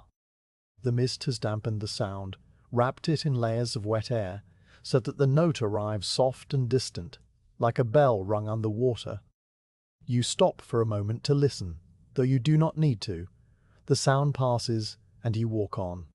You are now walking along a street that runs close to the church, close enough that the tower looms above the rooftops just ahead, a dark shape against the dark sky. You can see the belfry window, a narrow arch that shows a faint grey light, perhaps a candle left burning for the ringer. The tower seems larger from here, its stones heavy and old, and the silence that surrounds it is thick with the presence of the bells. You know they are up there, hanging in the darkness, waiting for the next hour. The thought is comforting in a way you cannot name. The 4th hour arrives as you pass under the shadow of the tower. The great bell speaks 4 times, and the sound is louder here, closer, the notes striking your ears with a gentle force that you feel in your ribs. You stand still, counting 1, 2, 3, 4. Each toll is a rich, full sound that seems to fill the entire street, and the echoes bounce softly off the walls of the houses before they fade. The 4th toll is followed by a silence that is almost ringing, a silence that seems to contain the shape of the sound even after the sound is gone. You stand in that silence for a count of 10, and then you walk on. The 4th hour means that the night is beginning to turn, though the darkness will last for several hours yet. The bells do not only mark the hours, they mark your progress through the watch. When you hear the first toll, you are at the corner of Gate Street. When you hear the 2 tolls, you are at the Market Cross. The 3 tolls find you at the old granary, and the 4 tolls find you at the church itself. You have come to know the route by the bells as much as by the streets, a second map that exists only in sound. If the bells were to stop, you would still find your way, but something would be missing, a thread that holds the night together. You think about the people who live near the church, the ones whose houses cluster around the tower. They hear the bells every night, the same tolls that you hear, though they hear them from inside, from behind shuttered windows and drawn curtains. Perhaps the bells disturb their sleep, or perhaps the bells are a comfort, a regular voice that assures them the world is still turning. You do not know, and you will not ask. The quarantine keeps everyone apart, and the bells speak to all equally without needing a reply. The half-hour bell rings again, a single high note that cuts through the mist. You are checking a door on a narrow lane, your lantern held close to the wood, and the sound of the bell makes you look up for a moment, though there is nothing to see. You return to your work, pressing the latch, confirming it is firm. The sound of the bell fades, and the street is quiet. The 5th hour comes as you are walking the long, straight street on the return leg of your route. The great bell tolls 5 times, each note a slow, heavy pulse that seems to come from the center of the earth. You stop and count 1, 2, 3, 4, 5. The sound of the 5th toll is lower than the first, as if the bell is tiring, or as if your ears are growing accustomed to the dark. The 5 tolls mean that the night is old, that the dawn is still far off, but no longer unimaginable. You stand still, letting the last toll fade into the silence. The air is very cold now, and your breath makes thick clouds that hang around your face. You resume walking, and your feet feel heavier than before. The sound of your boots on the cobbles is slower, a little more labored, but still steady. The bells have given a shape to the night, dividing it into clear portions, each one marked by a number of deep notes. You have moved from 1 to 2 to 3 to 4 to 5, and soon it will be 6, and then the watch will be nearly over. The thought is not a relief. It is simply a fact, another way of measuring the distance you've traveled. The half-hour bell rings once more, a small silver sound that you almost miss because you are concentrating on a tricky lamp whose wick will not catch. You finally get the flame to hold, and the lamp glows steady. The half-hour note has already gone, leaving no trace. You continue. The 6th hour tolls as you approach the watch house. 6 deep notes roll out across the rooftops, one after another, with the same long pauses between. You stop a few doors from the watch house and count 1, 2, 3, 4, 5, 6. The 6th toll seems to hang in the air longer than the others, as if the bell knows it will not ring again for another hour. You listen to the sound as it decays, the bronze voice sinking into a low hum that becomes a vibration and then nothing. The silence that follows is the silence of the early morning, a silence that is just beginning to stir, though no birds sing yet and no shutters open. You walk the last few steps to the watch-house door, the sound of your boots quiet and slow. The bells have kept you company through the night, a steady voice in the silence. You reach for the latch, and as you do, the last trace of the 6th toll fades from your chest, leaving only the memory of the sound and the knowledge that the watch is done. The street lamps of the city are old, most of them, older than the quarantine and older than any living watchman. They hang from iron brackets fixed to the walls of the corner buildings, or they stand on stone posts at the crossings, or they dangle from chains stretched across the narrower lanes. Each lamp is different in small ways, a different shape of glass, a different mechanism for raising and lowering, a different way of catching the flame. But all of them share the same purpose, which is to hold a small circle of light against the dark, and all of them require the same care. The care of the lamps is part of your duty, written into the watch book in the clerk's neat hand, and you have come to think of it not as a task, but as a rhythm within the larger rhythm of the walk, a slow and careful ceremony that repeats at every lamp along your route. You are walking now along a street that runs between the old cloth hall and the row of narrow shops, and you see ahead the first lamp of this section, a dark shape hanging from its bracket. As you approach, your own lantern light catches the curve of the metal and the dull gleam of the glass. The lamp is not lit, or its flame has gone out. You will need to lower it, inspect it, trim the wick, and light it again. You have done this so many times that your hands know the sequence without any instruction from your mind. You stop beneath the lamp and set your own lantern on the cobbles between your feet. The light from your lantern shines upward now, casting your shadow tall against the wall and illuminating the underside of the lamp. You look up at it for a moment, noting the condition of the chain and the bracket. The chain is a simple iron chain, its links darkened with age, and it runs through a pulley fixed to the bracket. The end of the chain is hooked to a ring set into the wall at shoulder height. You reach up, take the ring in your gloved hand, and lift it off its hook. The chain slides through the pulley with a soft rattle, a sound that is part rustle and part clink, and the lamp begins to descend. You lower it slowly, hand over hand, until it hangs at the level of your chest. The chain settles with a final small clink, and the lamp is now within reach. You take the small brass hook from your belt, a tool you keep on a short cord so it cannot be lost. The lamp has a glass door on one side, held shut by a tiny latch. You work the hook into the latch and lift it gently, and the glass door swings open with a faint creak. Inside, the lamp is a simple mechanism: a reservoir for oil, a brass tube for the wick, a small toothed wheel for adjusting the wick height. You peer inside and assess what you see. The wick is blackened and has burned down to a short stub. The oil reservoir is low, the oil dark and thick with sediment. There is a thin coating of soot on the inside of the glass. You take your shears from your belt pouch and reach carefully into the lamp. The wick is still warm from its last burning, whenever that was, and you snick the charred end with a single clean cut. The little blackened piece falls into your palm, and you drop it into the small leather pouch you keep for trimmings. You turn the adjusting wheel a few clicks, and the fresh wick rises from its brass tube, pale and clean. You check that it rises straight, that it does not lean to one side or the other. The wick is the heart of the lamp, and its condition determines the quality of the light. A straight wick burns clean and even.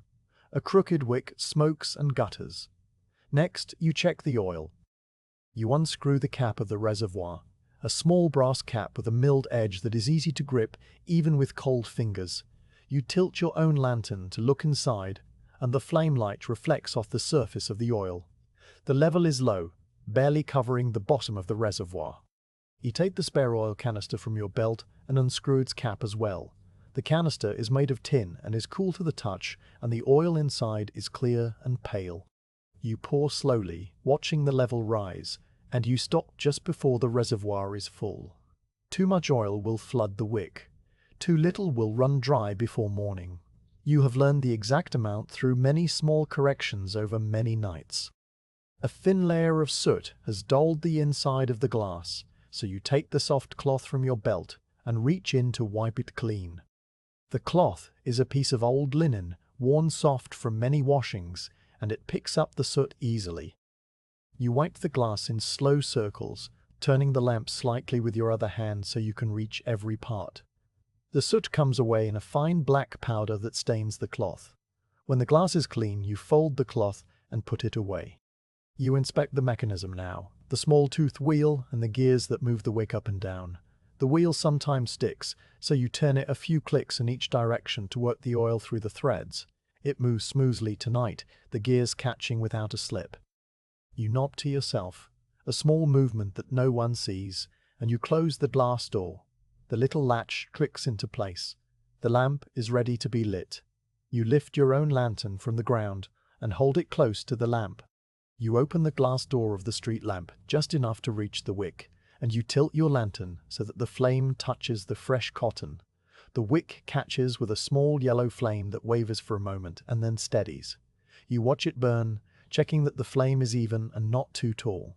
A flame that is too tall will smoke the glass quickly. You turn the adjusting wheel a fraction, and the flame settles to a neat, quiet shape, bright at its center and blue at its base. You close the glass door fully and listen to the quiet hiss of the new light. Now you raise the lamp. You take the chain in both hands and pull downward, and the lamp rises smoothly, the chain running back through the pulley with the same soft rattle. The lamp goes up and up until it reaches the bracket, and you hook the ring back onto its holder in the wall. The lamp hangs there, its circle of light spreading across the cobbles and the lower part of the wall. The light is steady and warm, a small golden pool in the darkness. You stand for a moment, looking at the lamp, making sure the flame does not gutter or smoke. It burns evenly, and you are satisfied. You pick up your own lantern and walk on. The next lamp is not far, a stone's throw down the same street. It is mounted on a stone post rather than a wall bracket, one of the old type that were put in when the street was first laid. The post is thick and square, with a carved capital at the top and a heavy iron ring set into the stone. The lamp hangs from a curved iron arm that extends from the ring, and the whole thing has a solid, permanent look, as if it has been there forever. You approach it and set your lantern on the ground at the base of the post. This lamp is lit, but its flame is low and orange, a sign that the wick is drowning in too much oil. You reach up with the hook tool and catch the ring at the bottom of the lamp, pulling it down on its short chain. This one does not have a pulley. It simply unhooks from the arm, and you lift it carefully down and set it on the flat top of the stone post. The glass is hot from the flame inside, and you use the cloth to protect your hand as you open the little door. The flame gutters as fresh air enters, and you see the problem immediately.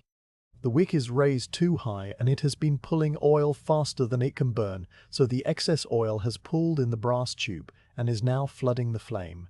You turn the adjusting wheel back, lowering the wick, and the flooding stops. The flame settles to a smaller, steadier shape. You take the shears and trim the wick, which is ragged and uneven, and then you wipe the inside of the glass with the cloth. This lamp has no oil reservoir. It draws oil from a tank inside the stone post through a pipe, and you check the pipe joint for leaks. The joint is dry and tight. You close the glass door and watch the flame for a moment. It is burning cleanly now, the yellow steady and the blue firm at the base. You lift the lamp back onto its iron arm, hook it in place and step back. The light it casts is a neat circle on the cobbles, overlapping slightly with the light from the previous lamp down the street. The two pools of light are like stepping stones across a dark river, and you walk from one to the next. The third lamp on this street is a wall lamp of a newer type, one that has a clockwork mechanism for feeding the oil. It hangs from a bracket at the corner where the street meets a narrow alley, and its glass is shaped like a bell jar, clear and elegant. You reach up with the hook and pull it down on its chain, which runs smoothly on a well-greased pulley. This lamp is lit, but the flame is flickering, a sign that the clockwork needs winding. You set your lantern down and open the glass door. The clockwork mechanism is a small brass drum on the side of the lamp with a key protruding from it. You take the key between your thumb and forefinger and turn it slowly.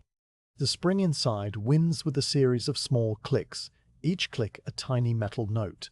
You count the turns, 1, 2, 3. 3 turns is what this lamp requires to run through the night. Too few turns, and the spring will unwind before dawn. Too many, and the spring may catch or break.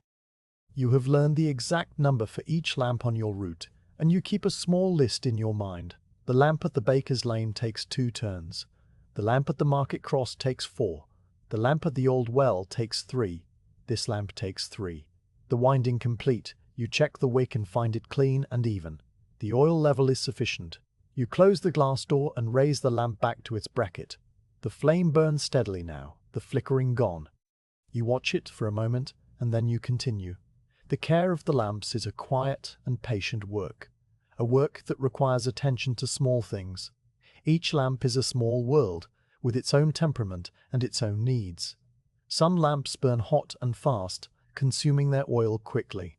Others burn slow and cool, their wicks lasting for weeks without a trim. Some lamps have glass that fogs easily in the damp, and you must wipe them every night. Others have glass that stays clear no matter the weather. You know each lamp as you know the doors on the long street, by its shape and its habits and its small resistances. You walk on, and the next lamp is one of the difficult ones, a lamp that hangs at the corner of the old inn-yard. This lamp has a reputation among the watchmen for being troublesome.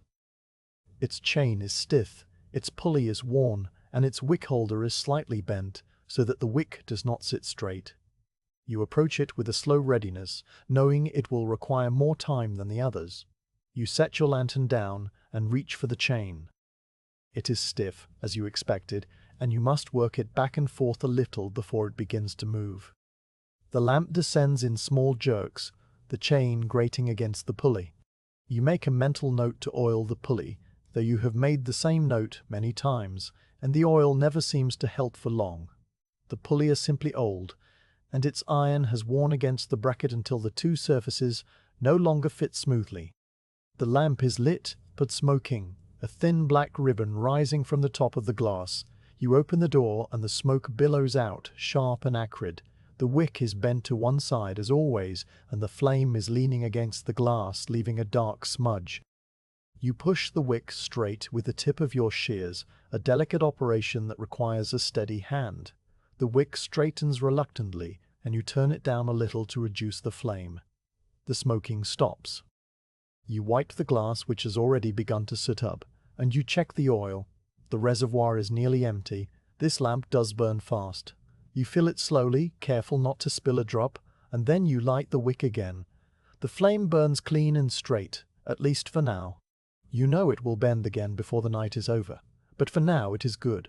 You raise the lamp, its chain complaining every inch of the way, and leave it burning behind you. The lamps are spaced at intervals along your route, and the distance between them varies. On the wide streets, the lamps are far apart, their circles of light not quite touching, so that you must walk through a patch of darkness to reach the next one. On the narrow streets, the lamps are closer together, and their light overlaps, creating a continuous band of dim gold along the cobbles. You prefer the narrow streets in this regard, for the light makes the walking easier. But you do not have a choice. The route is the route, and you walk all of it, the well-lit stretches and the dark ones equally. You come to a lamp that stands on a tall iron post in the middle of a small square. This lamp is different from the others. It has 4 wicks instead of 1, and 4 glass panes set in a square lantern. It was designed to throw light in all directions at once, a beacon for the market that once filled this square every morning. The market is gone now, the stalls packed away, the cobbles empty. But the lamp still burns, and it is your duty to keep it burning. You reach up with the hook and catch the ring at the base of the lantern. The lamp is heavy, and you must use both hands to lower it. The chain is thick and strong, and it moves smoothly on its pulley, for this lamp is well maintained, a matter of pride for the whole district. You set the lantern gently on the cobbles, and open the small door on the side. Inside, the mechanism is a marvel of brass and iron, 4 separate wicks rising from a common oil tank, each with its own adjusting wheel. You trim each wick in turn, the shears making 4 small snips. You wind the cockwork, which takes 5 turns, the most of any lamp on your route. You check the oil level, which is always a surprise because the common tank is large and the oil lasts for several nights. Tonight it is still half full, and you do not need to add any. You wipe the 4 panes of glass, each one slightly sooted from the 4 flames, and you close the door. Then you lift the lamp, heavier now it seems, and raise it back up to the top of the post. The 4 flames burn brightly, and the light spreads out in a wide circle that touches the walls of the houses on all 4 sides of the square. The light is a small island of brightness in the dark city, and you stand in it for a moment, letting the warmth of the 4 flames reach your face. You walk on, and the lamps continue. Some are lit, some are not. Some need only a small adjustment, a turn of the wick or a drop of oil. Others need the full attention, the trimming, the cleaning, the winding, the lighting. You give each lamp what it needs, and then you move on. The rhythm of the work is steady and calm. Approach, lower, open, inspect, trim, fill, wipe, close, light, raise, watch, walk. Between each lamp, the street is dark and silent, and your own lantern is the only guide. You notice that the care of the lamps has a particular smell, a mixture of warm oil and hot glass and the faint sharp scent of the trimmed wick. The smell stays on your gloves and in the folds of your coat, and you carry it with you through the rest of the watch. It is not an unpleasant smell, it is the smell of work done carefully, the smell of small flames maintained against the dark. You come to the last lamp on this section, a lamp that hangs outside the watch house itself. This lamp is the one you see every night when you leave and every morning when you return. It is a plain lamp, unremarkable in every way, with a simple chain and a simple glass chimney. You lower it, though you checked it not long ago, because the watch book says to check it on every round. The wick is fine, the oil is full, the glass is clean. You light it anyway, because the old flame had begun to gutter, and you raise it back to its bracket. The light falls on the watch house door, the familiar wood, and the iron latch, and you pause for a moment, looking at the door that you will enter when the watch is done. But the watch is not done, and you turn away, walking back into the dark streets, leaving the lamp burning steadily behind you. The streets have been still for so long that you have grown accustomed to the absence of movement, the way the darkness holds everything in place. But the city is not entirely empty, and the watch has taught you to notice the small signs that life continues behind the shuttered windows and the closed doors. These signs are not loud or sudden, they are quiet things, easily missed if you are not paying attention. But you are paying attention, in the slow and patient way that the night watch requires, and so you see them. A thin ribbon of smoke rising from a chimney, a cat slipping through a gap in a fence, the faint smell of old baking drifting from an alley. Each one is a thread in the fabric of the night, a small reminder that the city is still inhabited, still breathing, still waiting for the morning. You are walking along a street of tall, narrow houses when you notice the first sign. Above the peaked roof of a house with a blue door, a thin line of smoke rises from the chimney pot. The smoke is pale grey against the darker grey of the sky, and it climbs straight up for a little way before the still air catches it, and it begins to drift, spreading into a soft haze that hangs just above the rooftops. The smoke means that someone inside has lit a fire, perhaps to warm a sick room or to boil water for a remedy. You watch the smoke for a moment, and you see that it does not waver or thin. The fire is being fed, the small careful fire that someone is tending in the quiet hours. You do not know who tends it, and you will not knock to ask.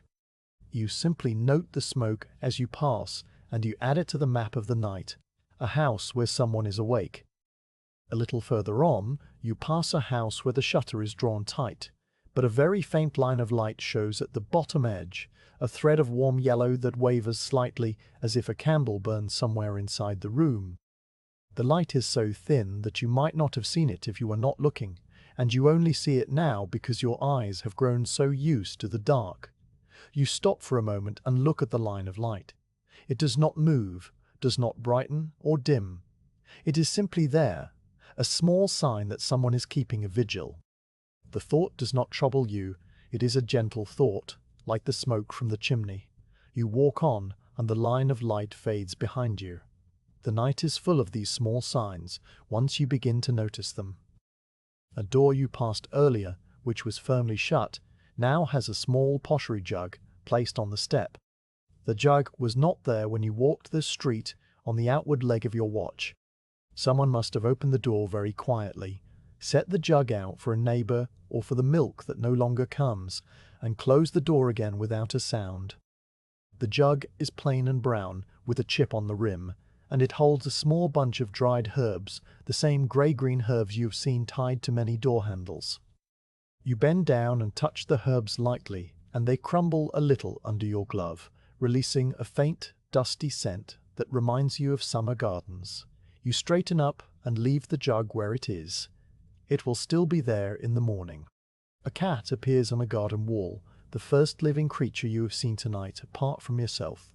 It is a thin cat with dark fur, and it sits very still on the top of the wall, watching you with eyes that reflect your lantern light as two small green flames. You stop and look at the cat, and the cat looks at you. Neither of you moves for a long moment. Then the cat blinks slowly, once, and turns its head away as if you are of no interest. It rises, stretches one back leg, and drops silently down the other side of the wall into the darkness of a small garden. You hear the soft thump of its landing, and then nothing more. The cat is gone, but its presence stays with you, a small, warm thing in a cold night. You walk on, and the silence settles again. But now you are listening more carefully, and you hear things that you might have missed before.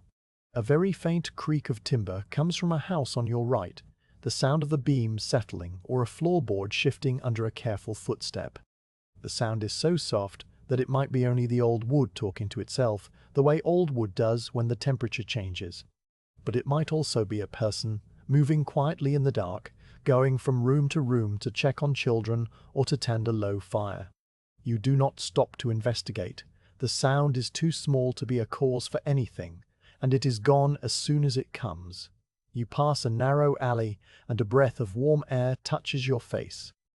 The air carries a smell, a faint smell of baking, the scent of bread or perhaps oatcakes that were made earlier in the day and have left their ghost in the stones. The bakery itself is shuttered and dark, its ovens cold, but the smell lingers in the alley like a memory, and you breathe it in as you pass. The smell reminds you of mornings, of the time before the quarantine when the baker would open his door at dawn and the street would fill with the scent of fresh loaves. The memory is not a painful one. It is a gentle thing, a small warmth in your chest that passes as you walk on. A few doors later, you see that someone has drawn a picture on the plaster of a wall. The picture is made with chalk, a simple drawing of a flower, perhaps a daisy, with a long stem and petals that radiate outward in uneven lines. The drawing is at child's height, and you imagine a small hand reaching up to make it. A child who has been kept indoors for weeks and who found a piece of chalk in a moment of quiet to draw something pretty. The flower is simple and crooked, and it makes you pause. You do not smile, for the watch does not call for smiling, but you feel something gentle move in your chest. You touch the chalk flower with one gloved finger, careful not to smudge it, and then you walk on. The small signs are not only visual, they are sounds and smells and changes in the air. You pass a house where you can hear, very faintly, the sound of someone singing. The song is low and soft, a tune you do not recognize, and it comes from an upper window that is open just a crack. The voice is a woman's voice, or perhaps a girl's, and the song is a lullaby, the kind of song that is sung to soothe a child to sleep. The words are too faint to make out, but the melody is simple and slow, and it drifts out into the street and then fades. You stop to listen, and for a few moments the only thing in the world is that quiet voice and the dark street and the small circle of your lantern light. Then the singing stops, and the silence returns. You wait to see if it will begin again, but it does not. You walk on, and the tune stays with you for a little while, a soft echo in your mind. The mist has grown thinner now, and the air is clearer, so that you can see the shapes of the rooftops against the sky. In one of the attic windows, high up under the eaves, a candle burns steadily. The window is small and round, like an eye, and the candle flame is a tiny point of gold that does not flicker. You look up at it as you pass, and you wonder who sits beside that candle and what they are thinking. Perhaps they are reading, or sewing, or simply sitting in the quiet, watching the flame as you watch your own. The thought is a connection, thin as a thread, between you and the unknown person in the attic. You lower your eyes to the street and continue walking. A little further on, you notice that one of the doors has a fresh bundle of herbs tied to the handle, a bundle that was not there when you passed earlier. The herbs are still green, the leaves soft and fragrant, and the string that ties them is new and white. Someone has come to the door very recently, perhaps only minutes ago, and left the bundle as a gift or a charm. You look around, but the street is empty. Whoever left the herbs has already gone back inside, silent and quick. You touch the bundle lightly, and the leaves give off a sharp, clean scent, the scent of rosemary or perhaps thyme. You leave it hanging where it is. The night is full of these small acts of care, you realize. The herbs on the doors, the jug on the step, the candle in the window, each one is a small offering, a way of saying I am still here, or I am thinking of you, or I hope you are well.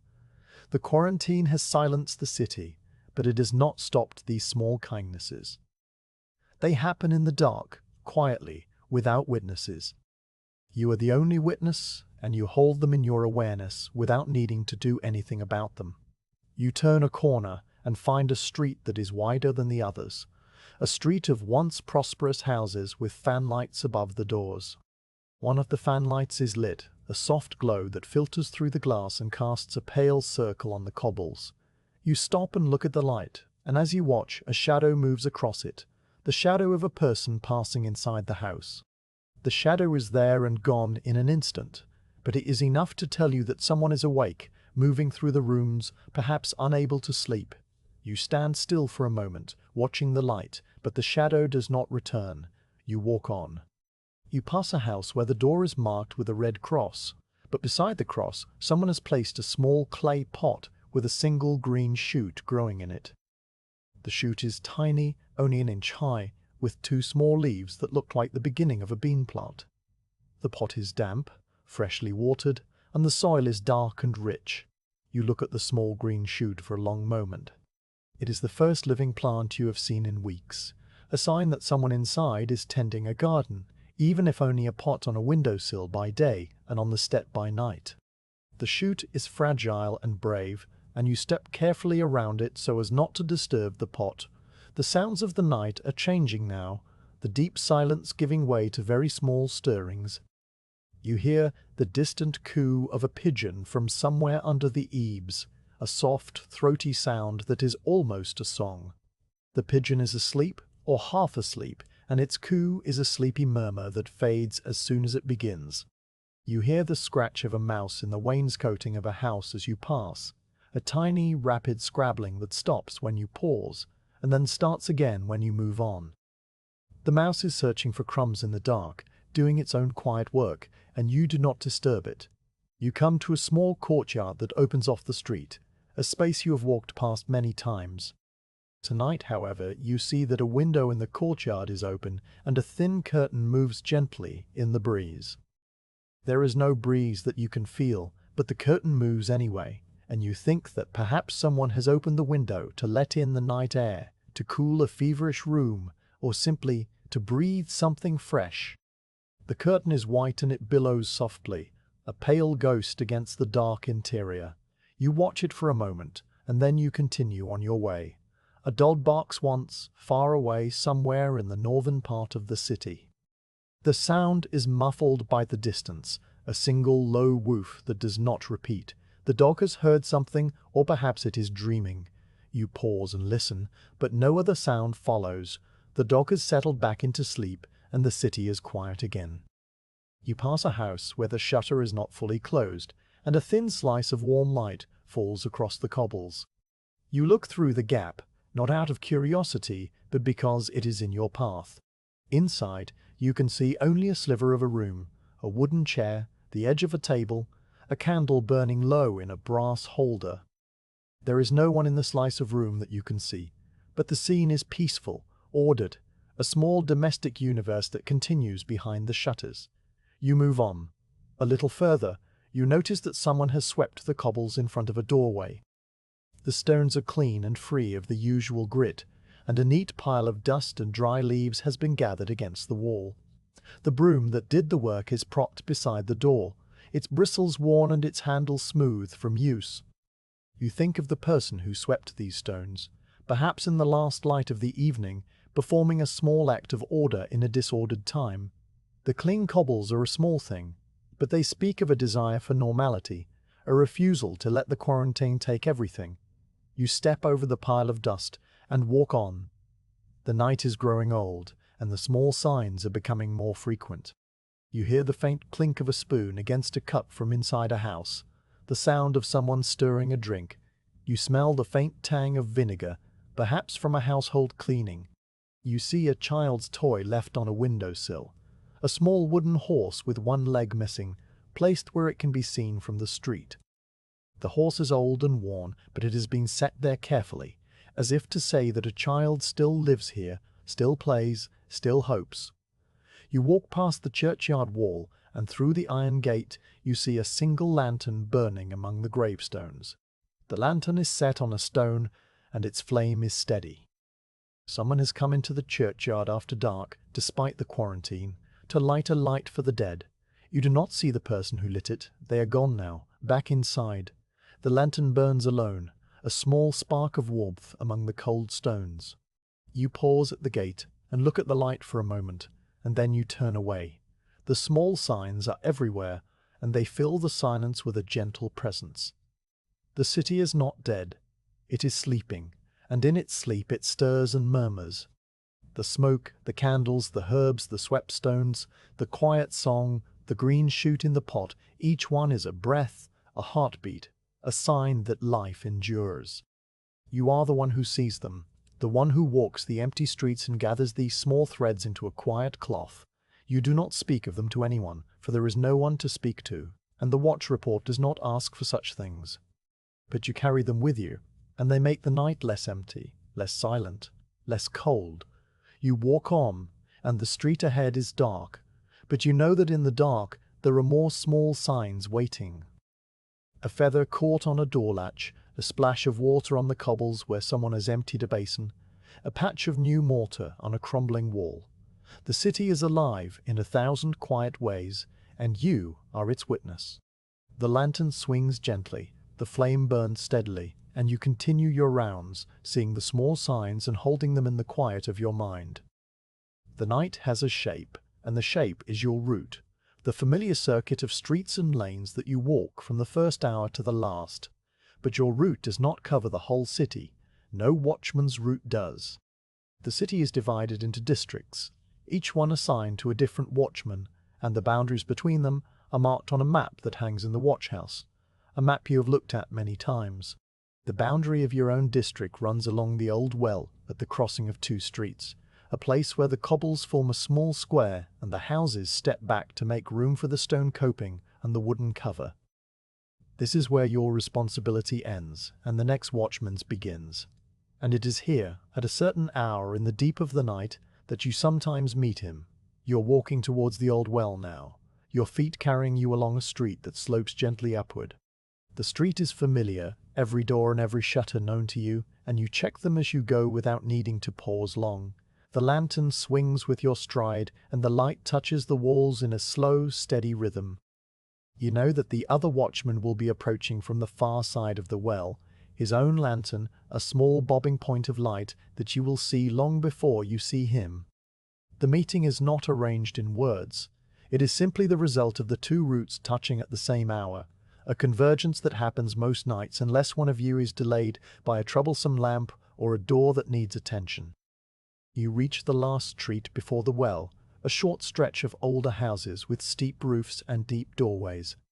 You walk it slowly, checking the final doors on your side, and as you lift your lantern to read the chalk number on the corner house, you glance ahead and see the light. It is a small yellow glow, not as bright as your own, and it moves with a gentle, patient rhythm that you recognize immediately. The other watchman is walking towards the well from the opposite direction, his lantern swinging in time with his steps. The two lights are like two small boats on a dark sea, moving towards each other across the silent square. You emerge from the street and step into the open space around the well.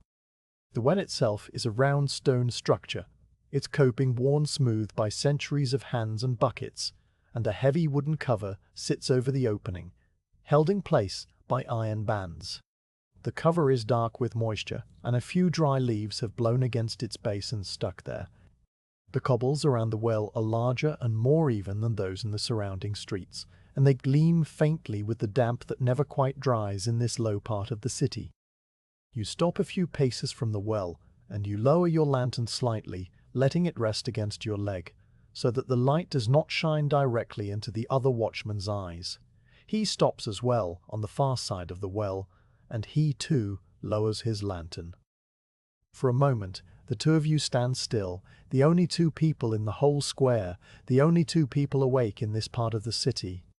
The light from the two lanterns pulls on the cobbles between you, overlapping in a soft double circle that touches the edge of the well and the lower parts of the surrounding walls. The light is warm and yellow, and it makes the stone of the well look almost golden. You raise your free hand in a small gesture, a simple lifting of the palm that means all is well. He returns the gesture, and you see his gloved hand rise and fall. No words are needed for this exchange. It is the first part of the meeting, the confirmation that both of you have walked your routes and found nothing that requires attention. The gestures are old, older than the quarantine, a language that the Watchmen have used for as long as there have been Watchmen. After the gestures, you both take a few steps forward, meeting at the side of the well. The other Watchman is a man of middle years, his face lined and his eyes calm. He wears a coat like yours, heavy wool with a high collar, and his boots are warm and patched. His lantern is a little different from yours, an older type with a horn panel on one side instead of glass, and the flame inside burns with a softer, more diffuse light. The horn panel has darkened with age so that the light is a warm amber color rather than the clear yellow of your own. You look at his lantern and he looks at yours, and this is part of the meeting too, a small unspoken check that both lanterns are in good order. He speaks first, his voice low and quiet, a voice that has learned not to carry far in the silent streets. The mist has thinned a little, he says. You nod, because you have noticed the same thing. It will likely return before dawn, he adds, and you nod again. The words are few, and they are the same words you've exchanged many times before, in the same quiet tone, beside the same stone well. The subject of the mist, the condition of the streets, the hour, the sound of the bell, these are the small coins of the Watchman's conversation, and they are enough. You ask him if the lamps in his district are burning well, and he says that they are, except for the one at the corner of Butcher's Row, which has a stiff chain that needs oiling. You tell him that the lamp at the old inn yard is the same, and you both make a soft sound that is not quite a laugh, but something close, a shared recognition of the small stubbornnesses of the city. Then you ask about the doors, and he says that all were firm when he passed, and you tell him the same. The conversation pauses, and you stand together in the quiet, the two lanterns hissing softly. The silence between you is not uncomfortable. It is the silence of two people who do not need to fill every moment with words. You look up at the sky, and he looks up as well. The clouds are still thick, but a patch of deeper darkness shows a few faint stars. The stars are very far away, and they give no light to the street, but it is good to see them. After a time, you unscrew the small cap of your oil canister, the one that hangs from your belt, and you step closer to the other Watchman. He lifts his lantern and holds it steady while you reach for the reservoir cap. It is a small ritual between you, one that you perform most nights when you meet. You top up his lantern, tilting the canister carefully and watching the clear oil flow into the reservoir. You fill it to just below the brim, leaving a little space for the wick to breathe. He nods his thanks, and then he takes his own oil canister from his belt and does the same for your lantern. You watch him pour, the oil catching the light and glinting like liquid gold. He fills your reservoir with the same careful attention, stopping at exactly the right level. The exchange is a small act of mutual care, a way of ensuring that both lanterns will burn through the rest of the night. You screw the cap back onto your reservoir, and he screws the cap back onto his. The oil canisters are returned to their places on your belts, and you both stand back a little, the task complete. The meeting is nearly done, but you do not hurry away. The night is long, and the well is a resting point, a place where the rhythm of the walk pauses for a few moments before resuming. You look at the well, its dark wooden cover and its iron bands. The well has been dry for a long time, you both know, but it still serves as a meeting place. You remember that the watchbook says to check the cover on every round, and so you both lean forward and look at it. The cover is heavy and firmly in place, the iron bands tight. No gaps show around the edge. The well is secure, as it always is. The other watchman adjusts the strap of his coat, and you adjust the strap of yours. The small movements are mirrored, a quiet harmony. He asks if you have heard any news from the other districts, and you say that you have not, except what the notices tell. He nods, and you ask him the same. He says there is a house on his side where a new notice was pasted today, a notice about the delivery of bread from the common store. The bread is coming, he says, though it is late. You nod, and neither of you speaks the thought that the bread is always late now. The church bell tolls the half hour, a single high note that cuts through the mist and hangs in the air. Both of you pause and listen, and the sound fades slowly. You do not need to count it, for the half-hour bell is simply a mark, not an hour. The other watchman shifts his lantern to his other hand, and you know that the meeting is coming to its natural end. You do not say farewell. Watchmen do not say farewell at the boundary, for the word suggests a long parting, and you will meet again tomorrow night and the night after that. Instead, you simply nod once, a slow, deliberate nod that means everything that needs to be said. He returns the nod, and then he turns and begins to walk back the way he came. You turn as well, facing your own district, and you begin to walk. The two lights separate, his moving away to the north, and yours moving away to the south. The distance between them grows slowly, and the pool of shared light on the cobbles shrinks and then divides into two separate circles, each one following its own watchman. You do not look back, and you know that he does not look back either. The meeting is over, and the watch continues. As you walk, you hear his footsteps fading behind you, a soft, steady rhythm that grows quieter and quieter until it is absorbed by the silence. Your own footsteps are the only sound now, the familiar scuff of boot on cobble, the creak of the lantern hinge. The streets of your district open before you, and you resume the rhythm of checking doors and lamps, the same rhythm you have kept all night. But the meeting at the well stays with you, a small warmth in your chest. It is a strange thing, you think, to see another person so briefly, to exchange so few words, and yet to feel a quiet companionship. The other watchman walks his own streets, under his own lantern, and you walk yours. And yet, for a few moments at the old well, the two of you are together, sharing the silence and the oil, and the small news of the night. The thought is a comfort, a reminder that you are not the only one awake in the dark city. You walk on, and the memory of the meeting fades into the larger rhythm of the watch. The doors, the lamps, the cobbles, the notices, they are all still here, still waiting. You return to them with a steady pace, and the night folds around you once more, deep and quiet and still. The hours after the meeting at the well are the deepest hours of the night. You have passed the midpoint, and the dawn is still a distant thing, a pale thought that has not yet begun to form on the horizon. The city around you has settled into its heaviest sleep, and the darkness itself seems to have grown thicker, as if the night has been concentrating slowly, hour by hour, until it has become a dense and almost physical presence. You walk through it with your lantern held steady, and you feel the weight of it on your shoulders and against your face, a cold pressure that has nothing to do with the air. The cold has deepened. It is not a sudden, sharp cold, but a slow accumulation that has been building since you first stepped out of the watchhouse. Now, in these deep hours, it has settled into the stones and the timbers and the iron of the door handles, and it has settled into you as well. You feel it in your fingers first, a stiffness that makes the simple act of holding the lantern handle require a small conscious effort. You flex your fingers inside your glove, curling them into a fist and then stretching them out, and the movement brings a brief warmth that fades almost immediately. The leather of your glove is cold against your skin, and the metal of the lantern handle is colder still, though the heat of the flame inside travels only a little way down the metal. You notice your breath now. When you exhale, a soft cloud forms in front of your face, a pale ghost that hangs in the still air for a moment before it dissipates. The cloud is denser than it was earlier, thicker and whiter, and it catches the lantern light so that it glows faintly, a small drifting luminescence that accompanies each breath. You watch it without thinking, the steady rhythm of the clouds appearing and vanishing, appearing and vanishing. Your breathing has slowed, matching the deeper stillness of the hour, and the clouds form more slowly now, each one a soft, unhurried bloom. The small sounds that accompanied you through the earlier part of the watch have withdrawn.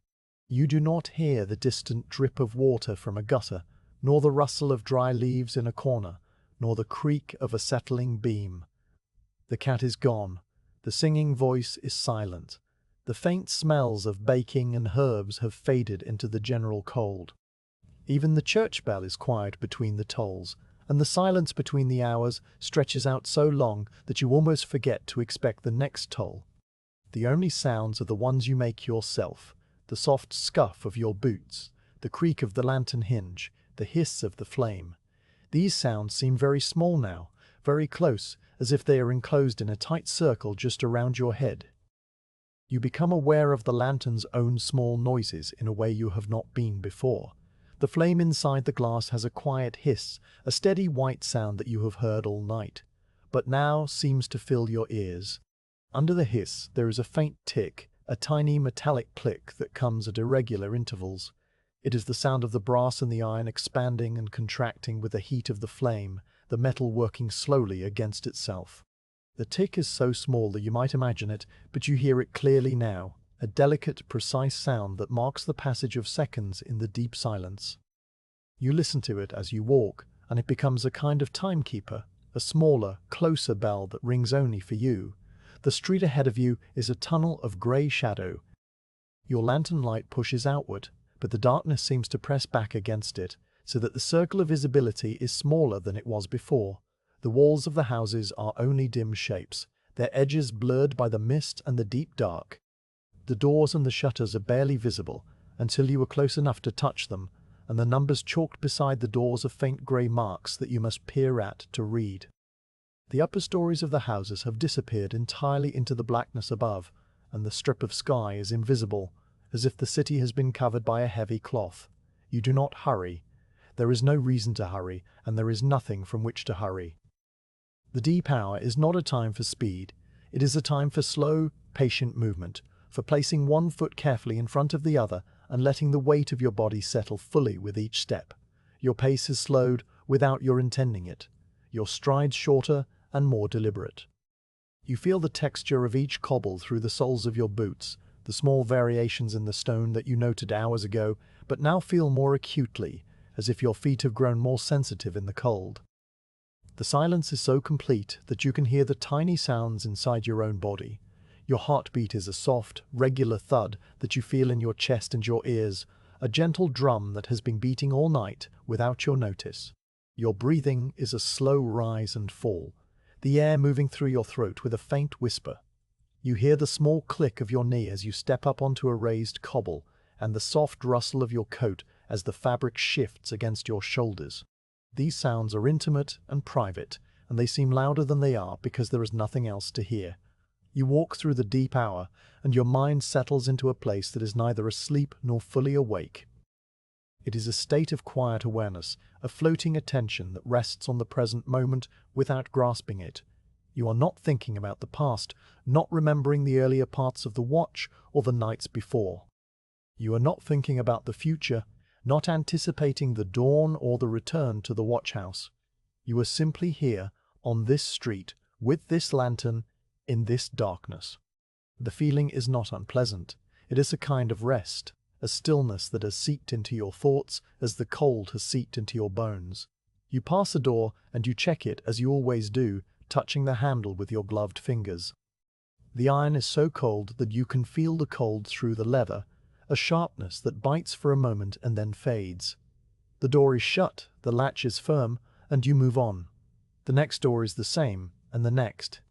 The pattern of checking has become so ingrained that your body does it without your mind needing to direct it, a gentle automatic rhythm that leaves your thoughts free to drift. You notice that the mist has thickened again, but differently than before.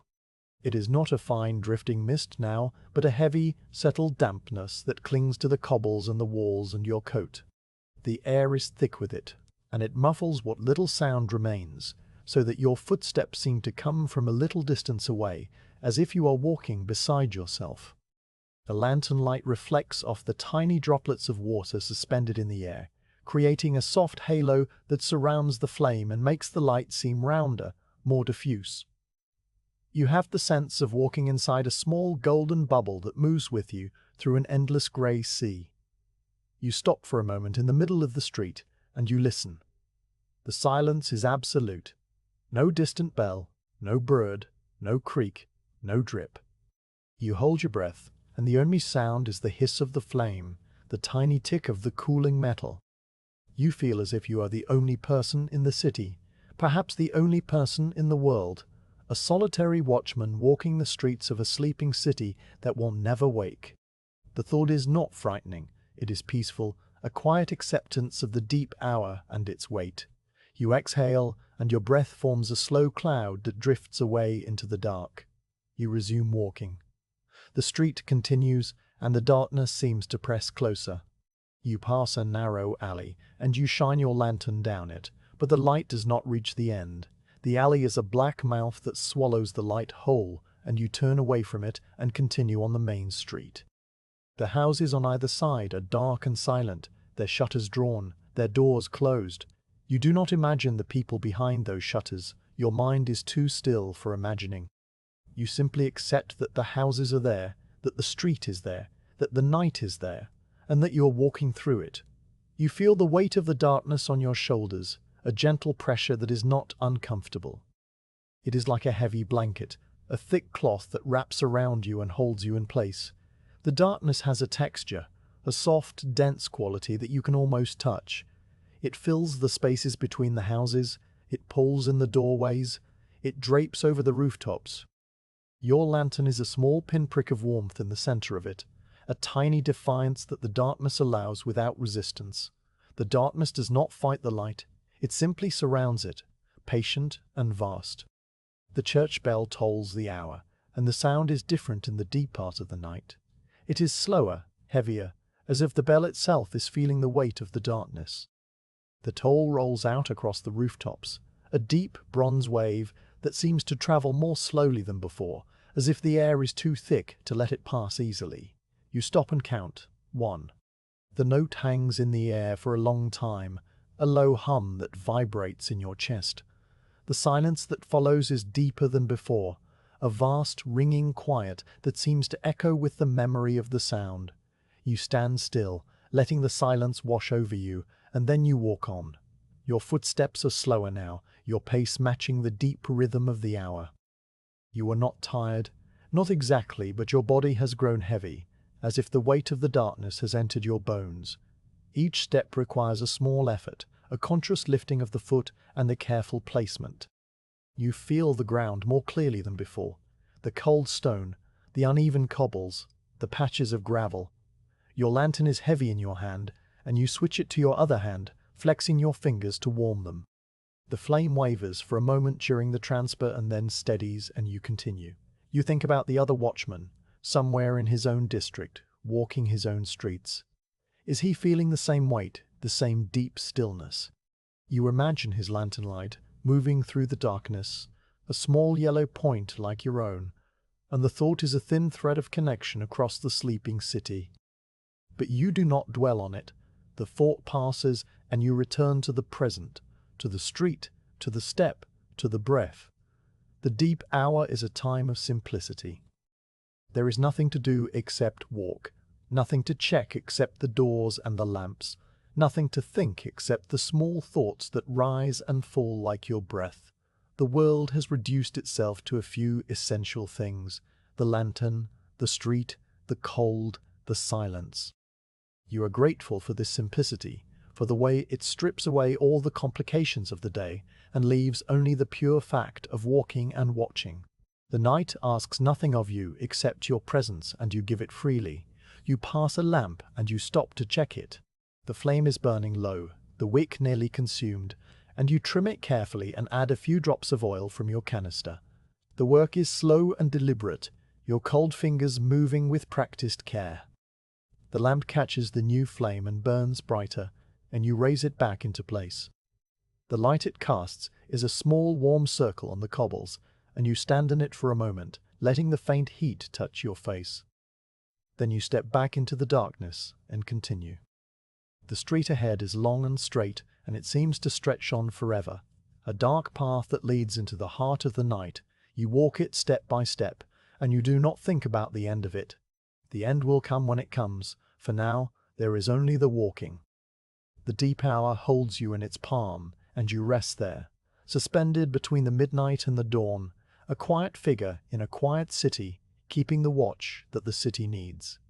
In the last hour of your watch, the quality of the darkness begins to change. It is not a sudden thing, not a line drawn across the sky, but a slow, almost imperceptible shift that you feel before you see. The air itself seems to loosen, the tight cold of the deep night easing just a fraction, as if the city is taking a deeper breath before waking. You have been walking for many hours now, and your body knows the weight of the night, the way it presses down on the rooftops and fills the streets. But now, very gradually, that weight begins to lift. You notice it first in the sky. For most of the night, the strip above the rooftops has been a deep, featureless black, a darkness so complete that you could not tell where the houses ended and the heavens began. Now, as you walk along a narrow lane that leads back towards the center of your district, you glance up and see that the black has softened. It is not yet grey, not yet blue, but something in between, a deep indigo that holds the faintest memory of light. The stars that were visible earlier have faded, one by one, until only the brightest remains, a single point of cold white that hangs above the church tower, and then, while you are watching, quietly disappears. The rooftops are becoming visible now, their shapes emerging from the darkness like stones revealed by a retreating tide. You can see the chimneys first, dark silhouettes against the deep indigo, their pots outlined with a clarity that was not there an hour ago. The crooked chimney on the old house with the iron brace shows its familiar lean, and the bird's nest in the next chimney is a dark mass of twigs that will soon catch the first light. The slates on the roofs are still invisible, but the ridges are sharp and clear, a jagged line that traces the length of the street. You continue walking, and the change in the sky seems to accelerate, though it is only your perception that quickens. The deep indigo fades to a softer blue-gray, a color that is gentle and cool, like the surface of a still pond under a winter sky. The clouds, which had been a solid blanket all night, now show their shapes, thin streaks and patches of darker gray that drift slowly from east to west. The mist that clung to the cobbles is thinning too, retreating into the low places, the gutters and the drains, leaving the stones damp and dark, but no longer shrouded. Your lantern light, which has been your companion through the dark hours, begins to change. The flame is still steady, the glass still warm, but the light it casts is no longer the only light in the street. A faint, diffuse illumination is growing in the air, a pale grayness that seems to come from everywhere and nowhere. The